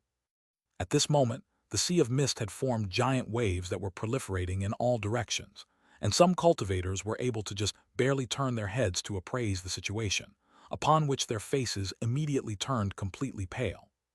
Even though these massive waves had only been formed by mist, they still presented a very terrifying sight that petrified all of the onlookers. After all, there was no way for them to muster up any magic power or use any treasures to defend themselves, and who knew whether there was some additional type of power imbued within the waves of mist. The gargantuan waves of white mist continued to surge forth, and if they were to crash into the mountain, all of the spectating cultivators would be instantly inundated. However, right at this moment, the long cry erupting from the center of the sea of mist suddenly ceased, and was followed by a cold harumph. Immediately thereafter, a string of loud thumps rang out, and the waves of mist instantly exploded into nothingness. All of a sudden, it was as if nothing had ever happened. Only around 15 minutes had passed did all of the human cultivators rise to their feet. All of them were in an extremely sorry state, and they glanced at one another to find their own alarmed and horrified expressions mirrored in each other's eyes. Without even uttering a single word, all of them rushed back into their cave abodes as streaks of light, and not long after that, one streak of light after another flew away from the mountain, fleeing in all directions. They didn't pause even for a single moment in their flight, and only after flying for hundreds of thousands of kilometers did some of them hesitantly stop. However, most of them simply continued onward and completely left this area. After all, it was simply far too terrifying for them to have a neighbor who could inflict such unspeakable agony upon them with just his voice alone. However, from the astonishing phenomena and Han Li's display of unfathomable power, many people had already guessed what had just happened. The white-haired elderly man traveled all the way to a small valley that was hundreds of thousands of kilometers away with his group, and after everyone had settled there, a male cultivator immediately separated from the group. This was the second most powerful cultivator in the group, and the elderly man had given him a jade slip and instructed him to deliver it to the Gu family as quickly as he could. Meanwhile, the rumor stating that a new body integration stage powerful being had taken over the Sunrise Peak also began to spread toward other areas like wildfire. At this moment, the sea of mist around the Sunrise Peak had reverted back to its original state, and peace and quiet resumed. 3 days later, Han Li slowly opened his eyes as he sat with his legs crossed in the secret chamber within the belly of the mountain. Blue light flashed through his eyes, but they returned to normal following a few blinks. He had already successfully progressed to the body integration stage several days ago, but in order to consolidate his cultivation base, he immediately meditated for a few days within his secret chamber. Now that he had finally quelled the potential negative effects that he could be afflicted by in the wake of such a major breakthrough, he was able to do other things. Han Li slowly looked around, and a slightly peculiar look suddenly appeared on his face. Even without releasing his own spiritual sense, he could still detect the world's origin chi in the air around him. He gently exhaled before making a hand seal and chanting a simple incantation, upon which an astonishing turn of events unfolded. A loud buzzing sound rang out in the air, following which specks of white light flashed erratically before forming a series of palm-sized blades of wind. These blades of wind were extraordinarily thin and semi-transparent. They hovered in midair while trembling slightly, and they soon filled the entire secret chamber. The records on the tome certainly weren't lying. After reaching the body integration stage, my ability to sense and control the world's origin chi is incomparable to back when I was at the spatial tempering stage. I've barely expended any magic power, yet I'm able to directly control the world's origin chi to form attacks, Han Li murmured to himself with an elated look on his face. He swept a sleeve through the air, and the blades of wind vanished as balls of white light. He then closed his eyes and began to assess his current bodily and magic power condition, following his breakthrough to see if there was anything amiss. After a long while, he opened his eyes, and the elation on his face had become even more pronounced. After progressing to the body integration stage, his physical constitution and magic power had both become far more powerful than he had imagined prior to the event. With his current powers, he was confident that he would most likely be able to defeat even a being at the pinnacle of the body integration stage. After a while, he forcibly repressed his elation and began to think about what he had to do next. It was undoubtedly the case that, as a body integration cultivator, he would no longer have to fear anyone unless there were hidden grand ascension stage beings among the human and demon races. As such, he would be able to do the things that he wanted without having to be as fearful of potential consequence as he had been in the past. Of course, he was going to remain here for the next few years as he still needed to completely consolidate his cultivation base. After that, there were many things that he had to do, the most important of which was naturally to verify whether Nangongwan had ascended to the spirit realm. However, due to the fact that Nangongwan may have also ascended to the spirit realm through a spatial node, she may not necessarily have ended up on human territory. If he couldn't find her in Deep Heaven City, then he would have to consider the possibility that she was somewhere else, perhaps even on demon territory. That was certainly far from unlikely, as the human and demon territories directly neighbored one another, after all. As such, if he couldn't find any information about her in Deep Heaven City, then he would have to search for her elsewhere on the 3 regions and 7 territories. If Nangongwan were still trapped in the human world due to a lack of power, then he would have to find a way to break into the human world and forcibly lend her his assistance. Setting aside everything else, as long as he could get his hands on a few types of spirit pill and treasures and somehow deliver them to Nangongwan across realms, then it definitely wouldn't be difficult for her to ascend to the spirit realm. At the thought of his beloved wife, countless emotions immediately welled up in Han Li's heart, and he stared blankly into space for a long while, completely absorbed in his own memories. In the end, he heaved a resigned sigh before focusing his attention on other matters. Aside from Nangongwan, he also had to track down that fairy Su after he came out of seclusion. She was Fairy Ice Soul's descendant. He had to deliver to her the items that the young man with the Wang surname had entrusted to him. Aside from that, he also had to collect the materials stipulated by Qing Yuanzi. Even though he had already collected most of the materials, he didn't travel to the flying spirit race as he wanted to return to the human race and attain enough power to ensure self-preservation first. In any case, Qing Yuanzi had given him a time limit of 1,000 years, so he still had 600 to 700 years left. During this time, he was confident that he would be able to progress to the late body integration stage, following which he would meet Qing Yuanzi again to exchange for that divine infernal river elixir. This was definitely the safest course of action to take. Of course, during this time, he still needed to search for some materials to refine the body integration stage pills with the corrosive poisonweed as the main ingredient.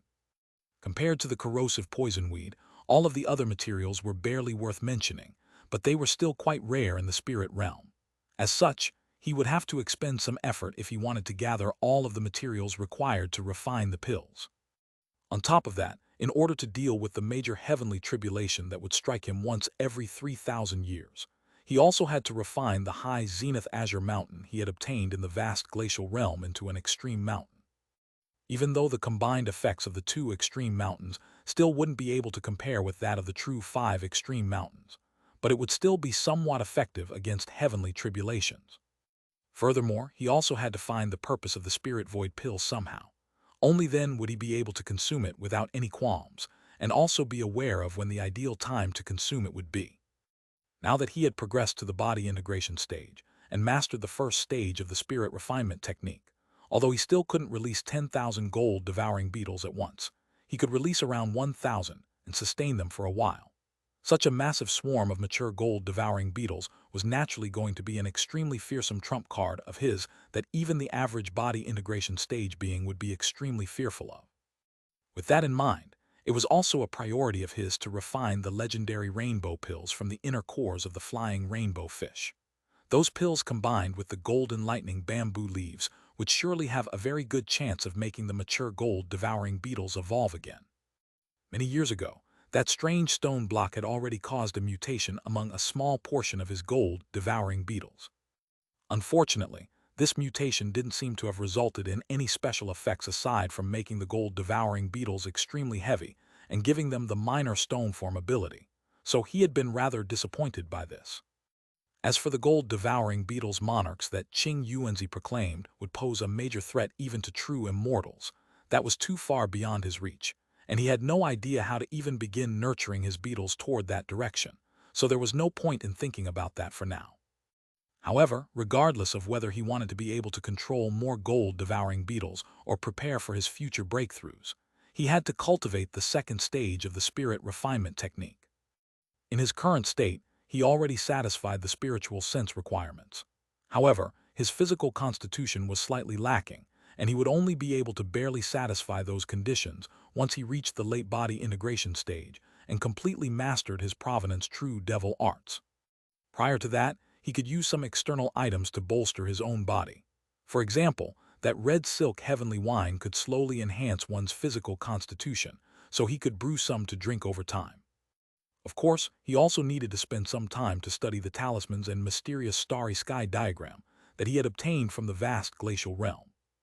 With that in mind, Han Li fell into a period of silent contemplation.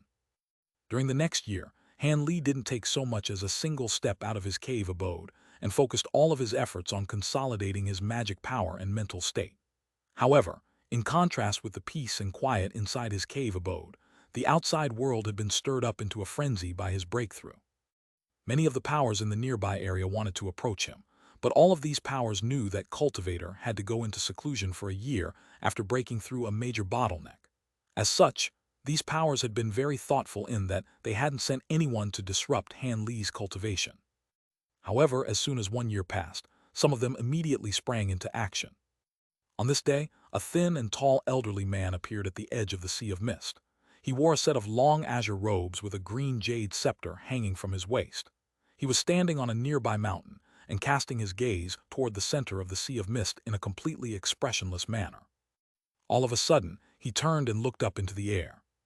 Spiritual light flashed in the distance in that direction, following which a streak of silver light that was over 100 feet long appeared.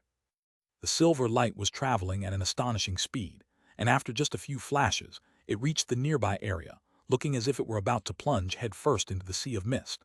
Letter 1D4 1F, letter 1D563, letter 1D556, letter 1D4 1E, letter 1D430, letter 1D556, letter 1D5F0, letter 1D4 wait, letter 1D46. However, right at this moment, a faint cry of surprise rang out, and the elderly man's expression changed slightly upon hearing this. The silver streak of light circled around before abruptly descending onto the mountain that the man was situated on, and a slender humanoid figure appeared over 100 feet away from him after a flash of silver light. This was a young beauty in a blue palatial dress. There was no aura emanating from her body whatsoever, and she had a pleasant smile on her face, making her appear as if she were an approachable mortal beauty. The elderly man's pupils abruptly contracted at the sight of her. Fairy Xiao Feng, I didn't think the esteemed leader of the Gu family would come here in person. Oh, so it's Elder Qi of Deep Heaven City. Have you come for the man on Sunrise Peak? The young woman asked as she extended a slight curtsy. Deep Heaven City is only several months' travel away from here, so we were naturally made aware quite a while ago that a body integration stage fellow Taoist has appeared here. All of the other members on the panel of elders are either in seclusion or away doing something else, so I had to make this trip. Are you also here for the same purpose, family leader Gu? The elderly man replied with a smile, and he was being quite polite to the young woman. Indeed, senior. One of the elders of our Gu family has already approached the senior on Sunrise Peak around a year ago, but never did I think that he would progress to the body integration stage after just a single year. Hence, I naturally had to pay him a visit in person, the young woman said with a smile. If I recall correctly, the True Spirit ceremony that's held between your True Spirit families once every 3,000 years is coming up in a few more years, right? No wonder you're so eager to bolster the power of your Gu family. However, if this man really has reached the body integration stage, then I'm afraid I won't be able to hand him over to you. Back when the foreign races attacked our city, 2 of our elders had perished, and we also have 2 other elders who will most likely struggle to transcend their next major heavenly tribulations.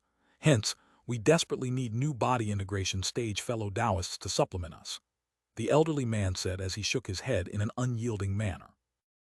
Of course, a body integration cultivator is that easy to convince to join a certain power. Perhaps both of us will be going away empty-handed.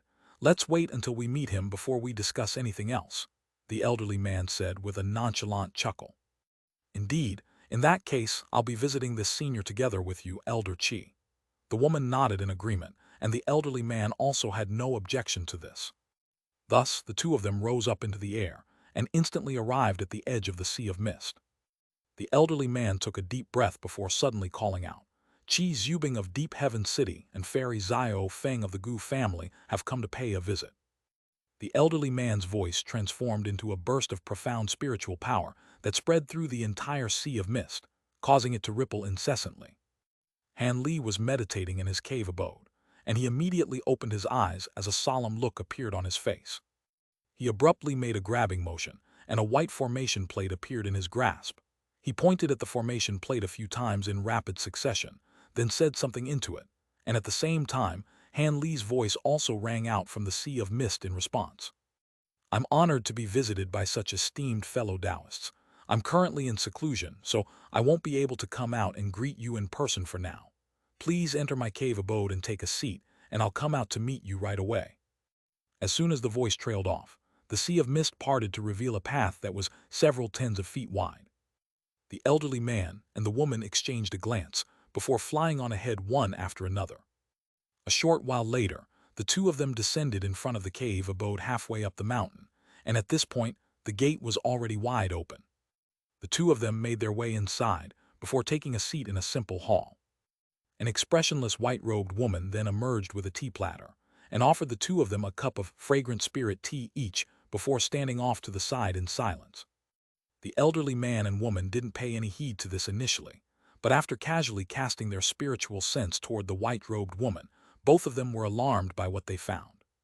Senior Qi, am I right in saying that this woman seems to be a puppet? The young woman transmitted her voice in a bewildered manner. That is indeed a puppet, and judging from its aura, it seems to be a spatial tempering stage puppet. What's strange is that it seems to be able to move on its own without being controlled by anyone. The elderly man had an even sharper discerning eye, and he was able to see some details that the woman had failed to notice. The young woman was even more stunned to hear this. However, before they had a chance to inspect the white-robed woman any further, the sound of footsteps suddenly rang out from outside the hall, following which a young man who appeared to be in his 20s strode in a calm manner. The young woman immediately cast her gaze toward him, following which her expression stiffened slightly, and she hurriedly rose to her feet before extending a slight curtsy. As expected, you really have progressed to the body integration stage, Senior. I congratulate you on behalf of our Gu family. The elderly man also rose to his feet and smiled as he cupped his fist in a salute. Greetings, fellow Taoist. I am Qi Zubing, an elder of Deep Heaven City. It's an honor to meet the two of you. Forgive me for not coming out to greet you in person, fellow Taoists, Han Li said with a smile as he also extended a salute in return. Haha, you've only recently reached the body integration stage, so you must be consolidating your cultivation base. I certainly can't blame you for that, the elderly man replied with a stroke of his beard. After exchanging a few more pleasantries, they each took a seat. Truth be told, I almost didn't believe it when I was informed that Senior Han had reached the body integration stage. After all, Elder Gu Yun of our family had only just returned not long ago, and he had told me that you were at the spatial tempering stage. Who would have thought that you'd become a body integration cultivator after just a year? The young woman said in a slightly awestruck manner. I had actually already begun preparations to break through my bottleneck back then. However, as I'm sure the two of you are aware, the probability of reaching the body integration stage is quite low, so I didn't think that I would succeed the first, which is why I withheld this information from fellow Taoist Gu Yun. I hadn't intentionally omitted this detail to deceive him, Han Li explained in a slightly apologetic manner.